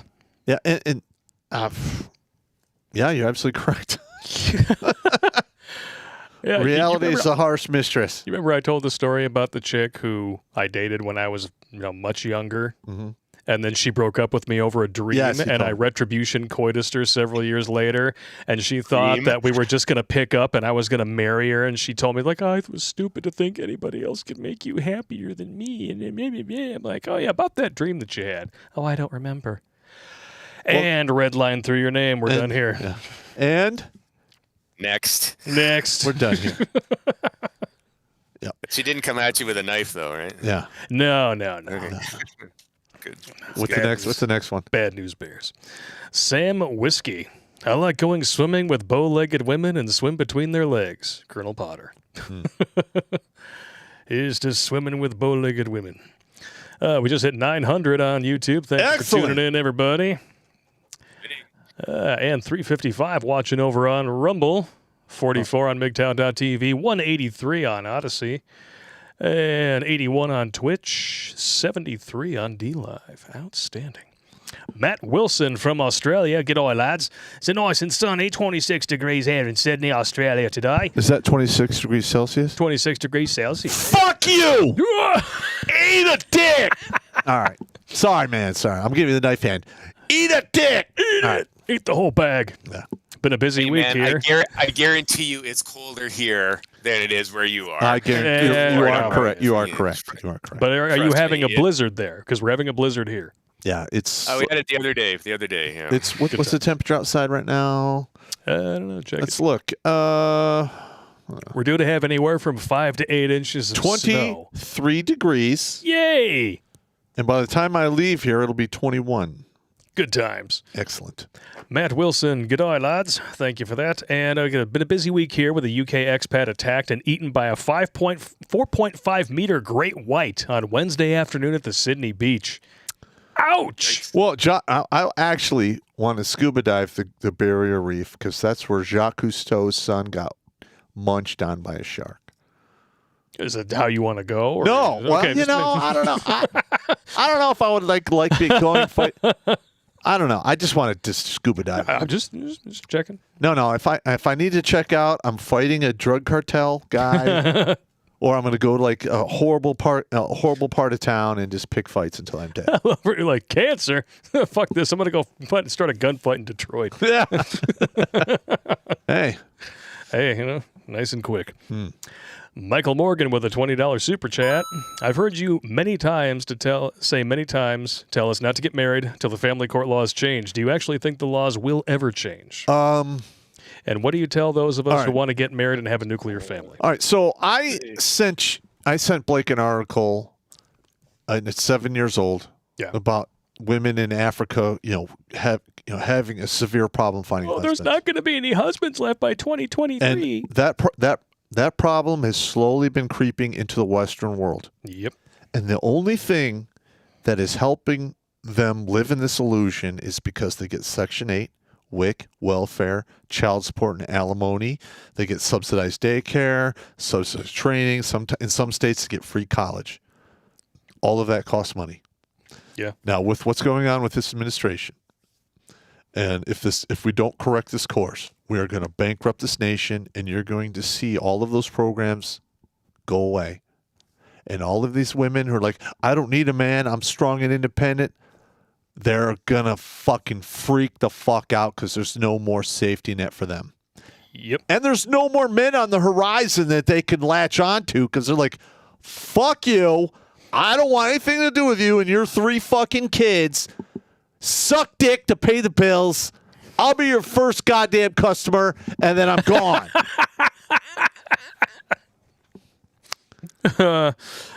Just in case anybody was curious. I actually said that in court.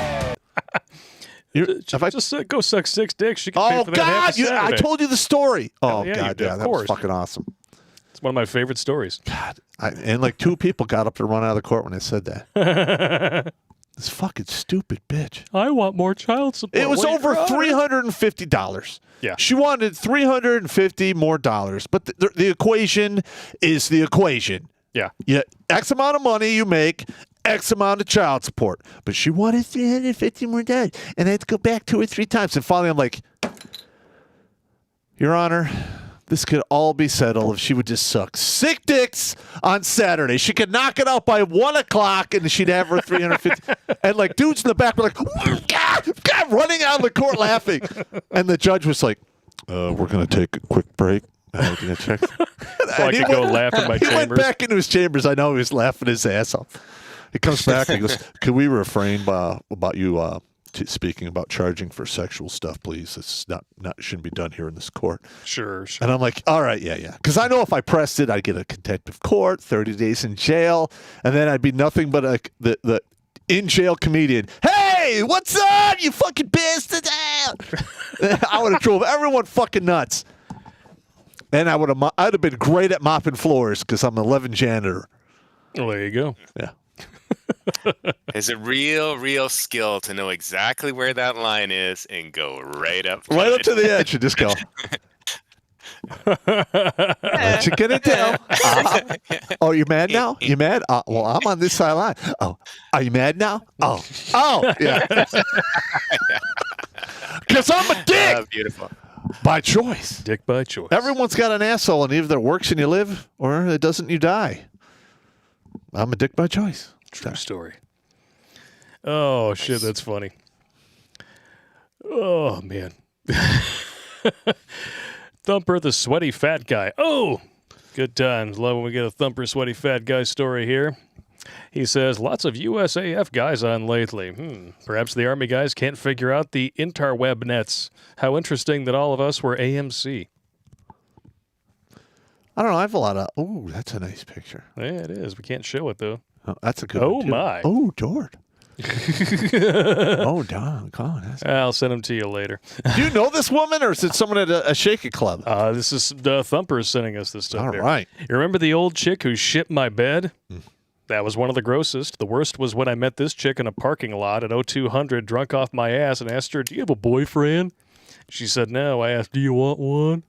Ended up married to her for 8 years of hell and another 15 indentured to her. Oh, God. Not bad enough. I wish I had $20 for every time some chick's kids cock-blocked me. Wow. One kid threw up on me from the back seat as we were driving back to her house at her car. Date's over. Drop me off. I'll walk back to my car. Another one managed to come down the steps every damn time her pants started to come off. I have a few of these. I just broken up with my fiance while home on leave back in 1990. Was riding around with another chick in her Nova. We stopped at a dirt road and got busy. I had her naked on the bench seat, about to pop her cherry, and the girl I broke up with earlier that day walked up to her car and drug this naked chick out by her hair and started beating on her. Kinda hot. But did not pop anything that night. Last one, that's in the pics. I was banging this 22-year-old chick when I was 44, single mom, not bad looking. I had busted and passed out on the couch at her house. I heard voices and smelled this acrid chemical smell. Oh, no. She was cooking meth in the kitchen while I slept. This skeezy dude came by to help her. Needless to say, I made a vapor trail getting the fuck out of there. I don't blame you, bro. I don't blame you. Yeah, I don't blame you. You don't need that trouble, man. Just get the hell out of there. No, run and hide. We got another one from Crusader Nate here. I already mentioned this story previously. That's a short version. About 8 months into a relationship with a girl who moved in with me. I was working about 90 hours a week. She said she made dinner for me and it was in the fridge. I got home and saw she had made beef stroganoff. Yes, she was Russian. That's actually a good dish. Yeah. I stopped home to eat before going to my part-time job and grabbed some food to heat up at work. And one of the EMTs was working, and I was working with looked at what I had warmed up and just started eating, and he pointed out that the mushrooms in it did not look right. I only ate a small amount and started to get sick. About 4 hours later, only to find out she put poisonous mushrooms in it. God damn! I ended up spending the night in the emergency room having my stomach pumped. I tried to call her and contact her or her family, but never got a call back and never saw her again. That's when you go to the police. Wowza! Damn. Like, I'm telling you, you fuck with my food, I'm going to put you in the ER. Some shit's going to get fucking broken on you. It's just that simple. Amen. K to the Swiss with the donation. We already made good on his request. Thank you very much. It was that moment he knew he fucked up. Quichibo with a 1999 donation. Worst date ever. Invited a chick bowling. Last minute asked if her sis could come. Oh, God. I said sure. 8 others came, including the guy she actually liked. Worst part, I paid for everything, never got paid back. That was high school. Dude. Oh, high school. Yeah. Well, okay. Yeah. Well, all right. I'll let you have it if it's you're in high school. You're basically in the ring. You don't know how to box. You don't know how to block, defend. Maybe you can jab a little bit, and you're going to get beat up. And that's okay. It happens. As long as it doesn't continue to happen until you're like 50. Yeah. Okay. Anything after that is bad. I'm glad you're paying attention now. Yes. It's how you learn. Make mistakes. Because it's all fun and games until you fight a trained fighter. Wisdom is the bastard stepchild of stupidity. It's just a fact. Yeah, I write a whole book about it. K to the Swiss. Oh my God, Serenity now. Reaper 01. I've been waiting for it. The Gimp. I'm going to take a drink for this one. All right. What is it? I was 22. Okay. A buffet waitress left me her number on my check. Dick thinking. Measurements, Japanese, Oh, 5'5", 15-mile-an-hour front bumpers, Yes. 10-mile-an-hour rear bumpers. Yes! 2 days later, I suggested a restaurant, Uh-huh. but... hang on. We saw that one already. Oh, we did? Yeah, yeah. Oh, okay, well. New one? You got a new one? Oh. Yeah. Okay. That's a good turd cutter on that one. All right. She didn't even want to eat dinner, so we went straight back to her place. As we talked, she explained that she always wanted to be with a black guy. Anyways, we got down to business. This chick began going full anime Ornpay on me, like screaming, drooling, and doing that Belle Delphine face thing. Oh, fuck me. Then, as I applied the doggy works, she started puking up what looked like a strainer full of brown noodles and eating it off the floor. No, that is when you walk out. Fuck this. It's not my... I pulled out, put my clothes back on. Oh. She sat there on the floor, smearing it on her face and stuffing it up her hoo-ha. You're making me nauseous, man. Enough. Get out of it. You need to leave. No. I ran down the stairs, ripped the front door off its hinges. The last time I heard her voice, it was saying, "That's right, run, round eye. I like the hunt." I barely made it 50 feet when an arrow slammed through the car window 3 feet away from me. That beats the gutter nail bat thing. I shit and pissed on myself as I ran down the boulevard. It was the scariest moment of my entire dating life, as my only thought was, I'm a dead man. This bitch is about to turn my black ass into a teriyaki stick. Fuck! I've only been shot at a couple times in that shit, man. P.S. Still get boners from Asian chicks to this day. Get me Fang's or AOC's phone number. Yeah. You're helpless, bro. No, I had helpless. I had a shotgun fired at me. That was unpleasant. Whew. That wasn't a date, though. I'd known this girl for a while. Oh, wow. Yeah. Wow. I knew I could count on you, man. I knew I could count on you for some A-class entertainment. That's some good-ass shit right there. Holy shit. Jesus.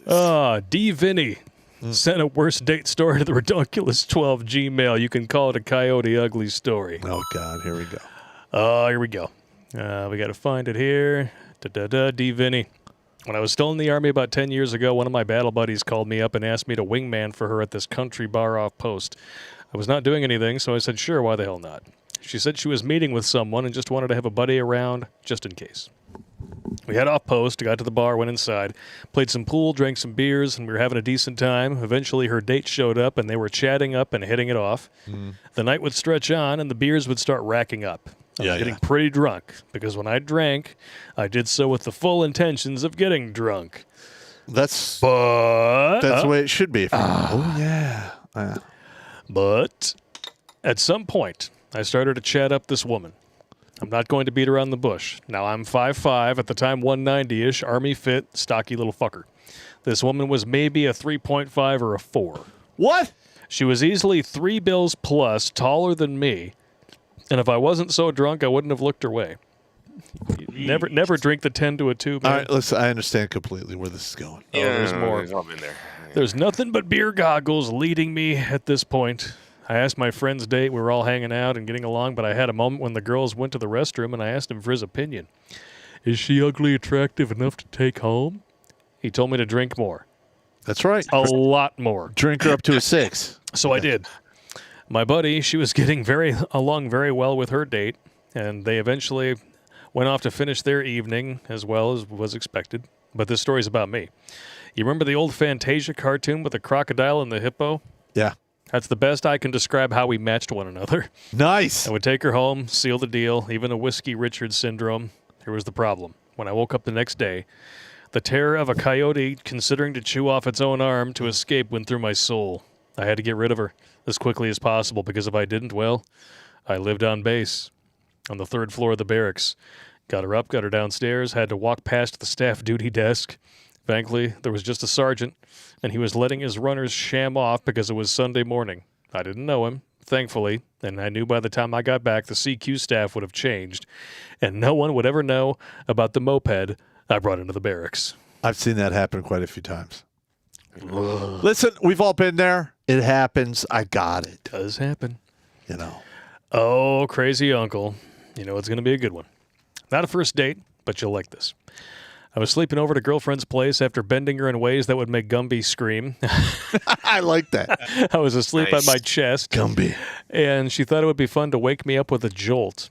She was a horse chick and had a true riding crop with her horse tack. Oh, boy.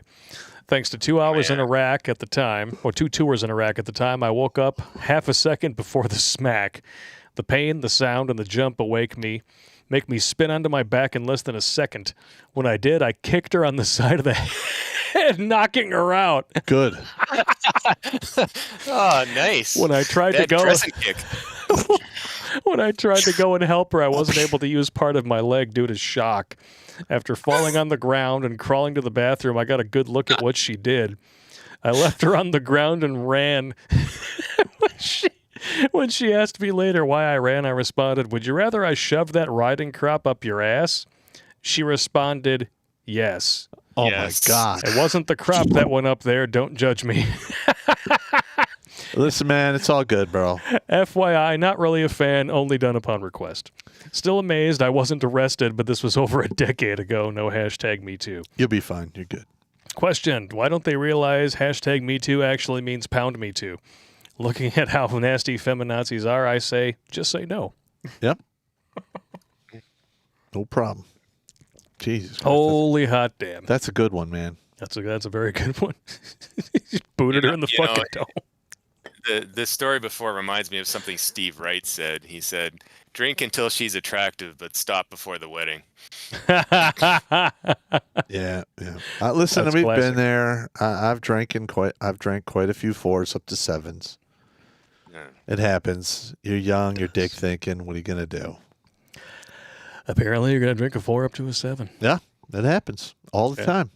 Sad. Just sad. Jeff, on the bound, did you hear about Florida's new father's bill? No. No, I have not. We'll have to take a look at that.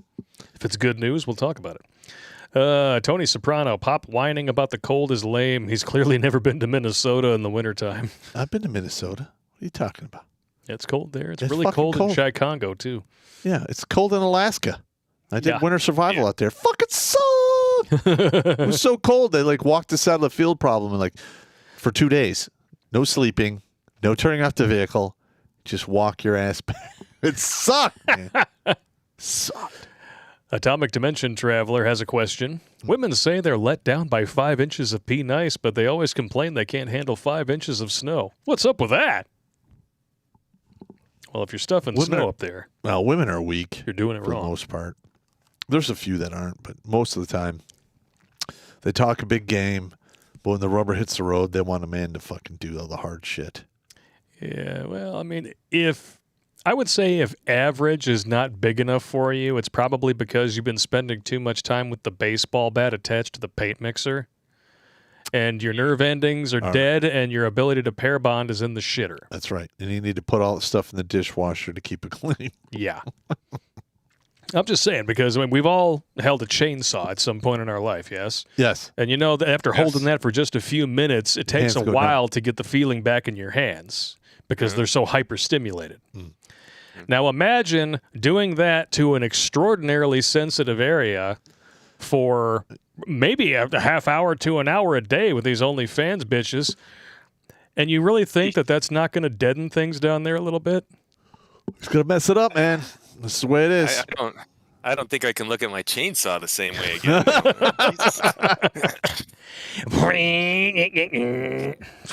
God. Don't forget to pull the ripcord. All 2 meters of it.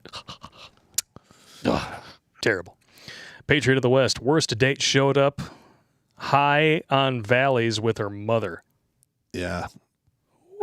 I've never had a woman show up with her mother. I've had the surprise swing by her house to meet her mother, which I did not appreciate. Yeah. When I was real young, went to take this chick to a movie. I was probably 13 or 14. Mm-hmm. And she would have been a year younger. And apparently he didn't know that the first time we went to a movie, it was alone. Well, we went to go see The Wedding Singer. I want to say I'm dating myself. But then because he found out that we were going alone, he insisted on coming along. Okay. That was uncomfortable as shit. Yeah, you get the father chaperone thing. Well, the big problem is that he was an idiot. Mm-hmm. And I remember running into him probably 10 years later, maybe more, because it would have been more because I already had my own business at that point. Ran into him at a gas station.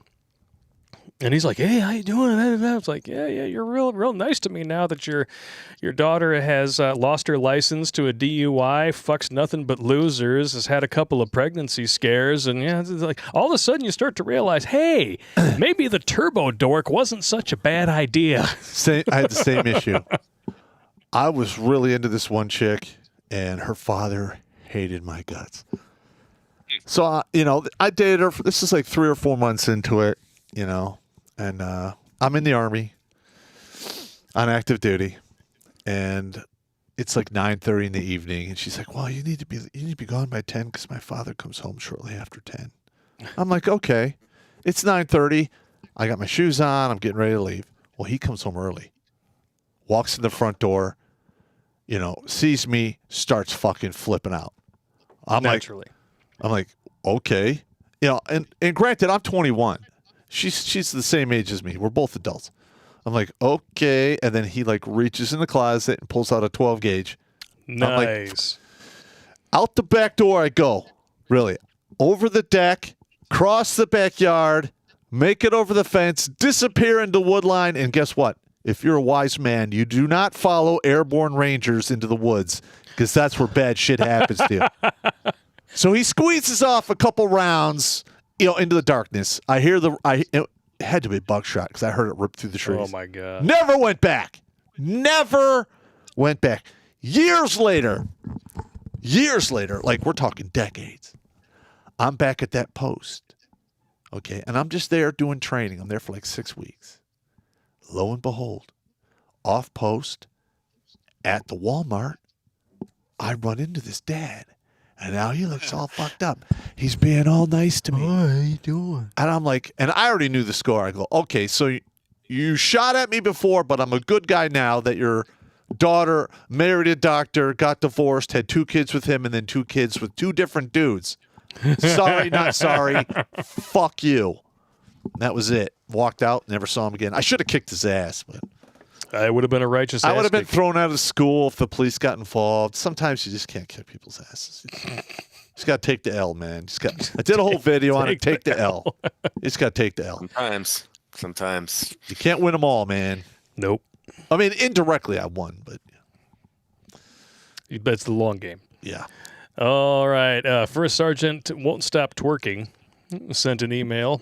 That's a big one. Remember Blasher? Well, his life didn't get much better. 1 year after the last incident, he was still going to Comic-Cons, or as he calls them, Comic-Cons, but was now following a new protocol regarding chicks, especially ones with hidden pricks. Oh no.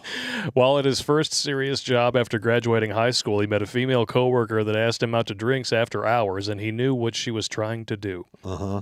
But the rest of his department was also going, so he thought it was safe. Never Mistake. safe. You're never safe. He didn't notice anything. Yeah. He didn't notice anything too weird at first, but as the night came to a close, it was clear she was pretty drunk and trying to get him to go home with her. Blasher wasn't going to fall for stupid shit like that again. He said no thanks and practically ran to his car to leave. The next time this happened was at the store. He was getting eyed up at the store by a couple of girls. When he was about to head out, one of them approached him and asked him if he wanted to go out, and he wanted to see what she wanted so badly. So he's out with this girl who's got the wannabe Instagram model look going, and things are going decently civil. She was slightly forward, but not too much. She said something that made him a little concerned. It'd be fun for all of us if you just played along. What? At the time, he didn't know what she meant, by that, but didn't care. He made an excuse and left, but on his way back home, he walked to the date. She tried to run him over with her car. After 2 attempts, he snuck away and got home safely and confused. Next day at work, he got a text from an unknown number saying, "Sorry about that. I just kind of lost it. Come back?" What? No! He said, "Fuck that." Blocked the number. It didn't help. Oh, God. This girl did not take no for an answer. She would try to contact him from new numbers 3 to 4 times a day for 2 weeks. Wow. Meanwhile, his coworkers started giving him the stink eye for ditching her. Then he got hit by a rock as he was walking to his car, which had been keyed and tires slashed with a note left on it saying, "F you, bitch boy." His little brother had come to pick him up from work, and when they got home, it was dark, and there was, as he put it, an air of danger around the house. Wow, they got jumped on their own doorstep by 5 armed people. 2 girls, 3 guys. Wow. Fortunately, Blasher and his brother are trained deathens and carry knives or whip batons. The 2 girls were from the same group that stalked them 1 year ago that got out of jail early. Wow. And the guys were just simps that got to help them carry out their revenge campaign. Safe to say, Blasher and his bro were not going to be made into gimps. Some women can't understand when to just stop. Yeah, that's when you go on the offense. The minute you start fucking with a dude's car, you're basically writing your own fucking ticket to the hospital. Wow. Don't even fucking do that. Wow. That's just crazy. I've seen a milder version of that way back in the day. This is before cell phones. There's this chick, I blocked her number from where she was living, and she would actually walk to different payphones around there and call from there. And I had to just keep blocking all these different goddamn numbers. Yeah, sometimes they just don't give up. They don't. Crazy. I've had that. Wow. I've had that happen. I didn't really key my car or anything, but fuck, I've been stalked. Look, you haven't lived if you've been stalked at least 3 times. Fair enough. Well, there's your bumper sticker right there. You haven't lived unless you've been stalked at least 3 times. Terrence Pop. I'm just saying, man. I'm just saying. Hey, bastard. Oh, wow. We got one from Jimmy Bones. Back in my dick thinking days on the dating apps, one chick matched with me. Let's just say things moved rather quickly. Took her out to dinner, nothing fancy, just some chicken wings and a few beers. We went to one of my local watering holes for a few more drinks and some pool. After a few games, I realized this chick was drinking faster than I was. Oh. And we know how fast you drink, Jimmy. Yeah. Been there, done that. How long did he make it into the first stream that he tried to say? It was like 40 minutes? 45 minutes. And then he went Walt Disney and just It's all right. These things happen. We're not listen, we're just following it. I decided that wasn't acceptable, so I tried to keep up. After the 4th game of pool, she was getting handsy and kept grinding her ass on my package. I think she was trying to tell you something. Yeah. It finally hit me that I'll be getting some poon tonight after quite the dry spell. Finished our drinks and the final game of pool and back to my apartment. Things kept getting more and more physical, and she kept asking for shots of my Apple Jack. The red flag finally popped up, along with something else, I'm guessing. Oh, no. This chick has a serious drinking problem, I said to myself. Uh-huh. But she obviously wants to bang. So the shagnanigans begin. Let's just say I have the opposite of what happens to most men when drinking heavily and schmexual things happen. Things tend to stay at attention instead of going flaccid. 20 minutes into making the beast with 2 backs, she starts saying, "I love you. Keep giving me the shaft." Wow! Well, that's when I began to experience hydraulic issues. That's survival mechanism kicking in. Yeah. That's what that is. She's not on the pill, bro. Once I heard those 3 words, it finally hit me, and the big head overpowered the little head. I stopped, got dressed, escorted her out the door, deleted her number, and never answered her texts or calls ever again. Thank God I haven't heard from her since or any craziness has happened. I would assume she either drank herself to death or found some other schmuck. She probably found another schmuck. At least women can find dudes no problem. Oh, yeah. They hang out in bars. All I got to do is walk in there and say yes, Yeah. and they have no problem. I dodged a bullet that night, and my big head had been doing my thinking for me ever since. One thing I forgot to mention, the chick was a 3. I drank her up to a 5 and made the major mistake of giving her the booze-charged 10 dick. You gave her the 10 dick. God damn it. It happens, If she's man. a 5, you give her the 5 dick. That's who avoids stalkers. What the hell are you thinking? God damn it. Just trying to give her a good time, No, man. dude, no.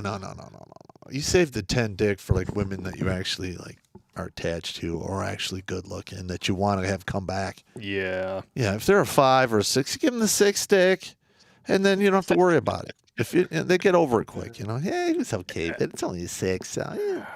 And chicks that have to drink that much are a problem to get into it. Yeah, they're a problem. They're a huge problem. Yeah, I've banged lots of drunk women before, and yeah, I got a couple bad stories from that. I got a drunk woman story if you want. Go for it. Yeah, Throw what that is one.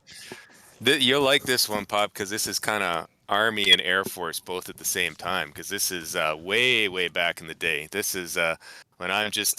So what you're saying? Air Force in the front, Army in the back? No, it didn't quite go down that way. You'll see as I tell the story. This is actually Army for the win on this one. Okay.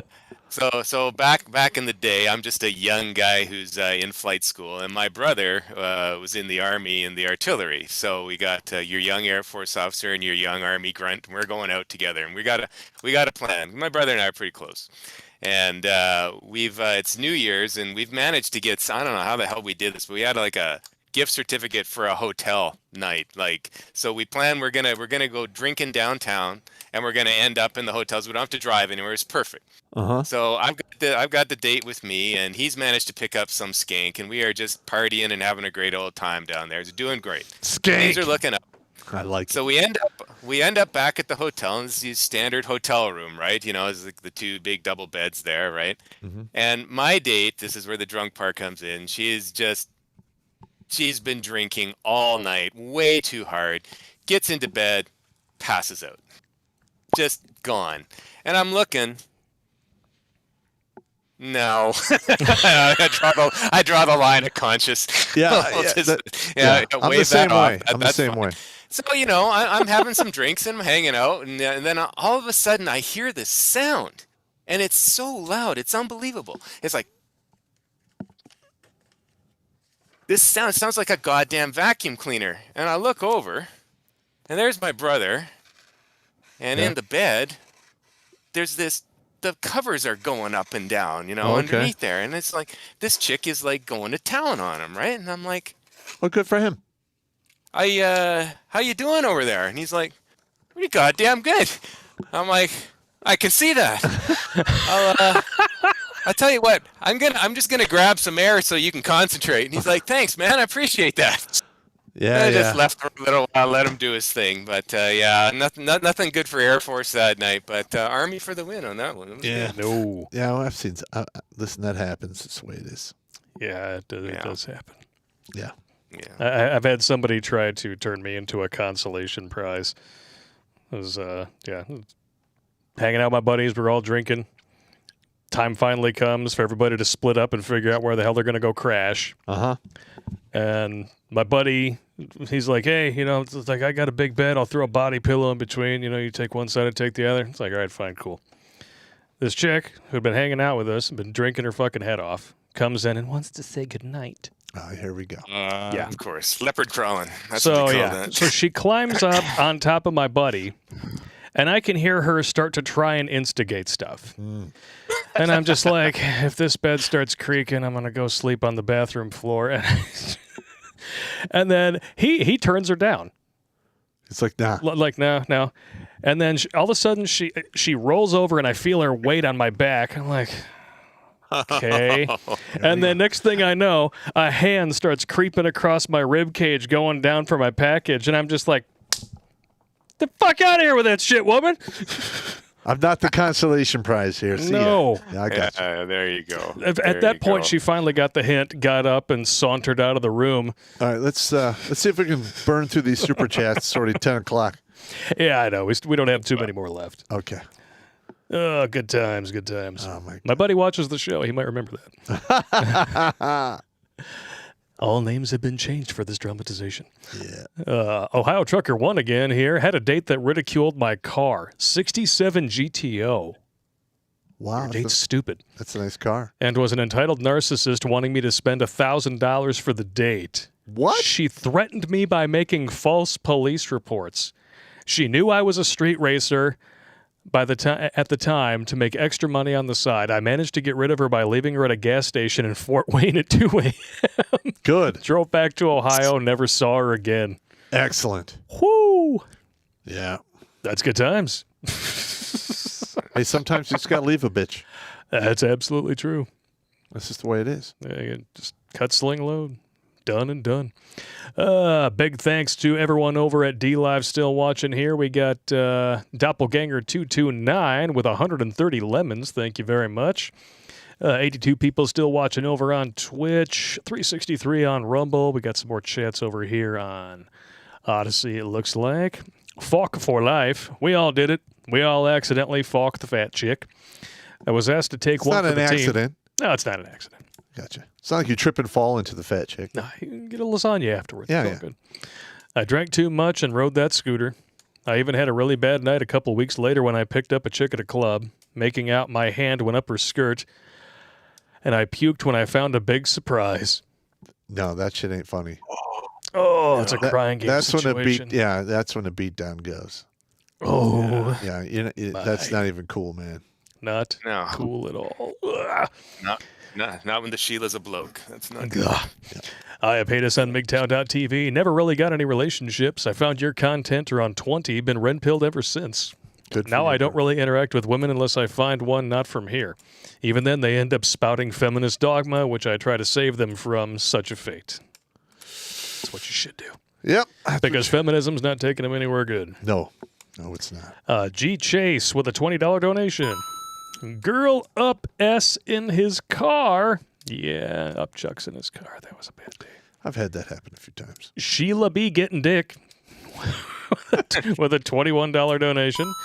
Trees up your ass. You've been fucking around with those coked up gerbils again. I'm out. No, it was a jump injury.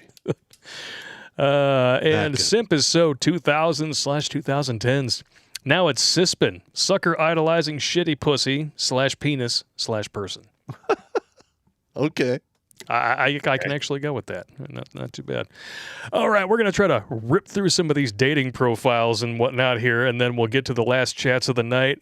Before we bid you adieu, I want to make sure I'm not missing anybody. All right. Oh, we got one from Jimmy. Crashy J and the story of the woman of Whiskey Island. I went to a celebration at an out-of-the-way island that used to be owned by the Coasties called Whiskey Island, jamming to music and dancing like an idiot while drinking. The beer flowed like wine. It was cheaper than dirt, and I felt it. Met this girl who was full German that clicked with me pretty well, and we decided to drink the night away. Her friends tried to pull her away, but she wanted no part of them. End of the night, took her to my apartment, started making out, peeling off clothes. I didn't care. I was drunk. She was drunk. She was a warm port in a cold storm. Propping her on my legs for the old bouncy up and down while sucking places, I hear this gurgling sound. Oh, Didn't think much of it. Started making out again. Was going through the motion. It got louder and we stopped. I looked up to her baby blue eyes, widening in terror. And then the magic happened while we were both connected in both places, 1-0, mouth to mouth. Oh, no. She vomited. I vomited. We both screamed. I tossed her off. She kept vomiting all the way to the bathroom, hands trying to hold it in as it spilled on the carpet. She's dead. She tried to apologize, but kept getting cut off by upchucking. I emptied everything from my stomach until it felt like it was rolling up my throat, traumatized as I tasted stomach acid and backwash. The night, my bed, the floor, my weekend, ruined. She took a quick shower, took her clothes, and ran out half-dressed and wet.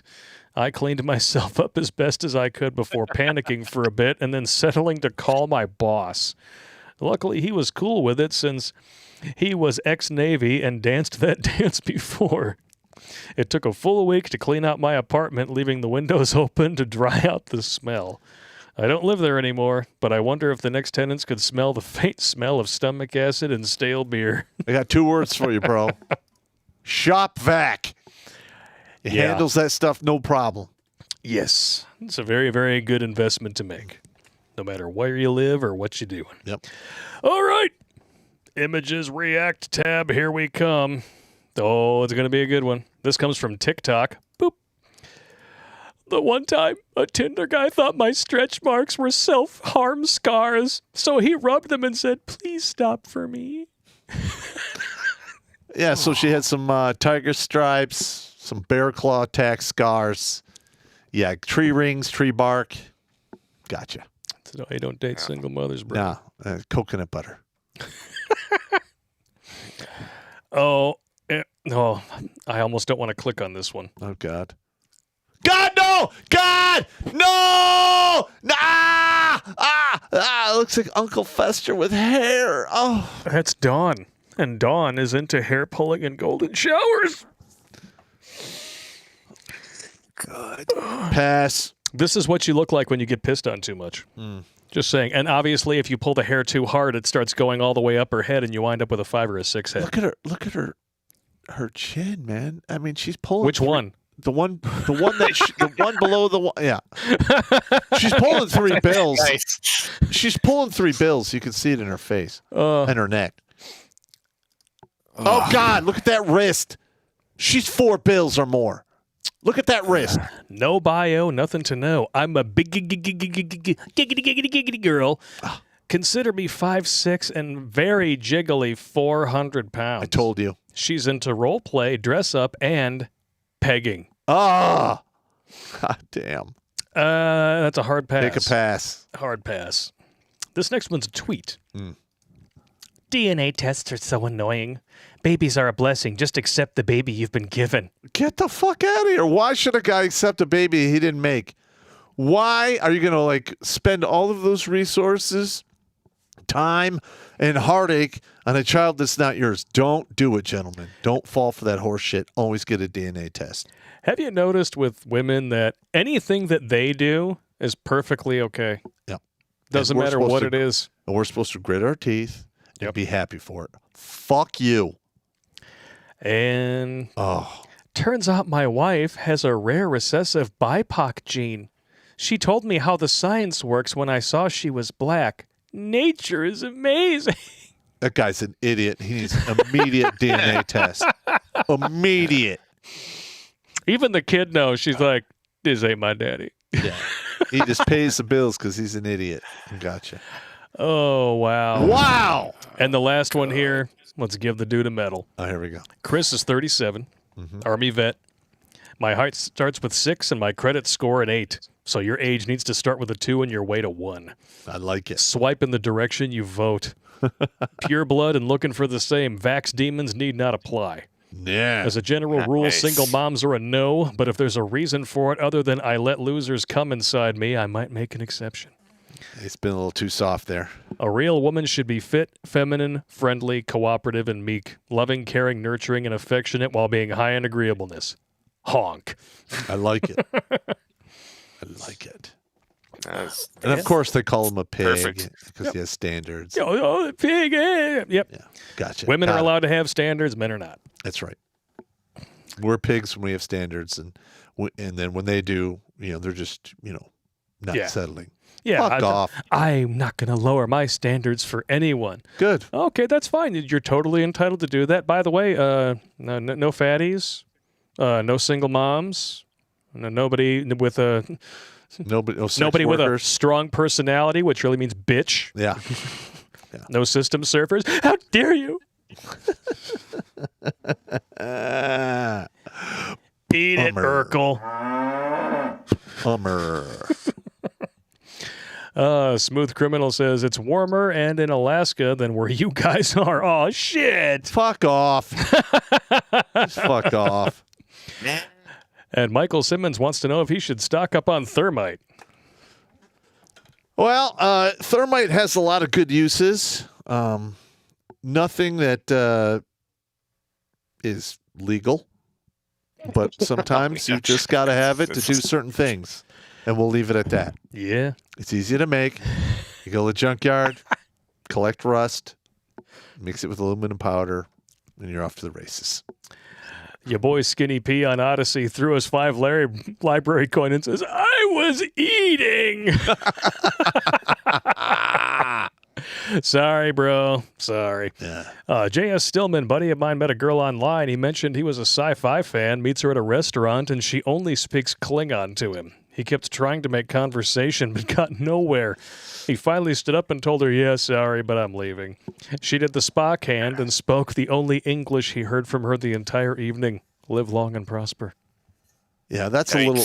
Now, listen, I had a couple friends of mine that could speak Klingon. And I'm like, listen, if you're going to put that kind of effort into something like this, why don't you speak like a real fucking language? Yeah. I understand. Listen, I got it. I like Star Trek, but I don't like it that much. Yeah, it's like I'm as much of a Trekkie dude as the next guy, but yeah. Too much of a good thing. Yeah, that's right. Too much of a good thing is a bad thing. We got one more story here from Sean. My friend told me another story about the crazy bitch he dated for a month. She had some crazy with her. He went to dinner with her. After she got off work to Texas Roadhouse, he told her that he was going to put them on the waiting list. And she said nothing about it, so he did. She had over an hour to get ready, and she wasn't ready by the time to go get there. She bitched the whole ride over. He told her she was making this very uncomfortable, and she stopped. They went to dinner. She had a beer. She ate, and at the end of the dinner, started bitching again. Excuse me. They got into his car, and she just kept going. And he was driving and got loud with her, telling her he'd had enough, and then yelled at her. He told me that he didn't yell at her. He was just tired of her bitching. Uh-huh. She wanted him to drop her off somewhere, and he wouldn't. He took her home. Okay. He told me that he picked her up, and then he should take her home. They lived next door to each other, so she followed him to his apartment and kept bitching. She told him that she never thought that he would act like her ex. Oh, boy. There we go. And that all he wanted was sex from her because he got what he wanted. He told her that he didn't want sex from her. He just done it because she was threatening to get some dick somewhere else because he wasn't giving it to her enough. Needless to say, they don't talk anymore. P.S. That was the guy that banged the girl in the ass that had the anal cyst. Got blood all over his peg D. God damn. Oh, man. God Jesus. Damn. That's horrible. Oh. Dude, what are you doing, man? Munging. Your fucking dick thinking is going to put you in the fucking grave, man. Any more stories from the two of you guys before we call it a night? Well, I got two. I'm only going to do one, though. I have a job interview date, and I have her and her 2-friend date. Which one do you want to hear? Oh. All right, well, let's turn it over to the chat. What was it, job interview date job or her interview and her friend date? Or her and her 2 friends? What do you think, Skid? Her and her 2 friends. I was going to go with that one as well. All right. So, active duty. I'm the Ranger Battalion. I meet this one girl at the Madigan Club. We hit it off. I bang it a few times. And then I'm like going to take her out on a legitimate date. All right. Oh, boy. So I meet her at the bar. And she is one of those drinker girls that she's got a drinking problem. So, she's like 3 Long Island iced teas deep, and she only weighs like a buck 05, $1.10. So she's already 3 or 4 sheets. She's a minimum of 6 to 9 shots deep because there's 2 to 3 shots in a Long Island iced tea. And then 2 of her friends show up, and then they start power drinking. And then they start playing the game. Hey, let's just go back to one of her friends' place, and we can all like drink and have a good time. And like they're dropping hints, like I'm gonna have like me and 3 chicks. So I'm like, okay, all right. All right. I put her in the front seat and her 2 friends in the back seat of the Camaro, and I'm driving. And she literally just starts doing this. Oh boy! Leans up against the window. And I just watch, and it just throws up all the way down the window. It's on the side, and I'm like, God damn it. And like a minute later, her two friends. And I have 3 women vomiting in my fucking car. Oh man. And listen, I like my car. I spent a lot of money and time on that hot rod. So I am furious. We literally pull up in front of her place. I open the door. I'm like, get the fuck out. We're done. And I spent like 4 hours at one of those coin car wash places, vacuuming and vomit. It took me like a week and a half to get the stink out of my car. Oh, I bet. It was unbelievably. And then I never talked to that bitch again. I saw her at the bar a couple times. She gave me the stink eye. I'm like, get the fuck out of here. Yeah, screw that. All right, that's one of my worst ones. My worst one, ironically, was one of the hottest ones. Oh, here we go. Not even sure if it was really technically a date because we'd kind of concluded our time of bedrooming each other, which was fine. Nothing spectacular, but it was fine. But holy hot damn, this woman was a 9.5 from the neck down, and her face was pretty. You got to average them out. You got to average them out. Average them out, she'd be like a 7.5. Yeah, that's still pretty good. Yeah, very good. It's a butterface on a model body. I got it. Yeah, before. still had the really nice kissable mouth though. Yeah. So we have our thing. We banged like 3-4 times over the course of a couple of months, and then we hadn't talked for a bit. She invites me out for coffee. Go out for coffee. Sure, that's fine. We're sitting across from each other and we're talking, and that's when she accidentally lets drop during a conversation that she has to go up and pick up a prescription for antiviral medication. And I was like, what's that for? Oh, the HSV2. There you go. I'm like, so that's the lifetime herpes kind of thing, the genital herpes. Yeah. That's this isn't herpes light. And when were you planning on telling me this? Well, I and like you just see like the flush go into her face in a panic. I'm like, okay, I'm gonna go and get tested, and you'll know if I'm negative because you'll still be breathing. I like it. That's a good answer. I thought I told you. Bullshit. That's not the kind of thing I would forget. Yep. That's the kind of thing that automatic anti-hydraulic, and then you leave. Yeah. Listen. If a woman says she has any type of ED, just leave. It's not even worth it.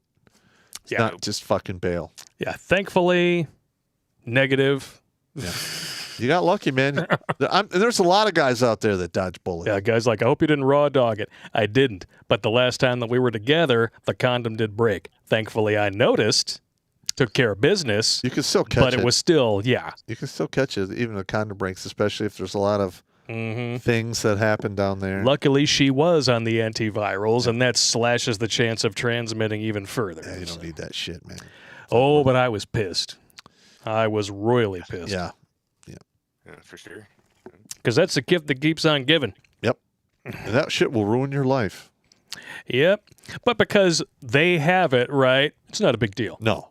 Yeah. And she tried that card too. It's not a big deal. I haven't had an outbreak, and so, like, I don't give a fuck. Yeah. Okay, of course it's not a big deal. You have to tell yourself that so you can convince yourself your life isn't over. I gotcha. I'm just saying. Bitches! All right. Well, thank you all very much for sharing your stories with us tonight. Thank you to Unchained Skid for sharing your stories with us. You had a couple of great ones. Outstanding, bro. I am going to paste the link to Skid's channel in the chats on all the sites here. It's just going up on DLive. Here it comes over on Twitch. Jumping over to Rumble, throwing it in there, and we just got one small donation with a request for a specific soundbite. Total cocks. Never gets old. Never gets old. And paste it in the chat over on MGTOW.tv. And last but not least, YouTube. Boop. All right. We're done. Unchained Skid, let everybody know where they can find you aside from YouTube, or do you have any other presences? Just in terms of social, just on Instagram. This is more like a lead into the YouTube stuff, but mostly YouTube. And anybody wants to contact, it's unchained.skid@gmail.com. So that's all right. Boom. All right, Pop. Safety briefing. All right, don't drink and drive and don't drink and swim. If you have to fight, don't go to the ground because that's where you get stomped out. If you have to defend yourself with a weapon, shoot to kill, not to wound, because more than one story is a bad thing. That's very true. All right. We will see you, germs, next Tuesday. But, if you are a member on Patreon, Locals, or Subscribestar, Pop will see you Sunday night, 8 p.m. Eastern. Be there, be square. Talk to you later. Bye!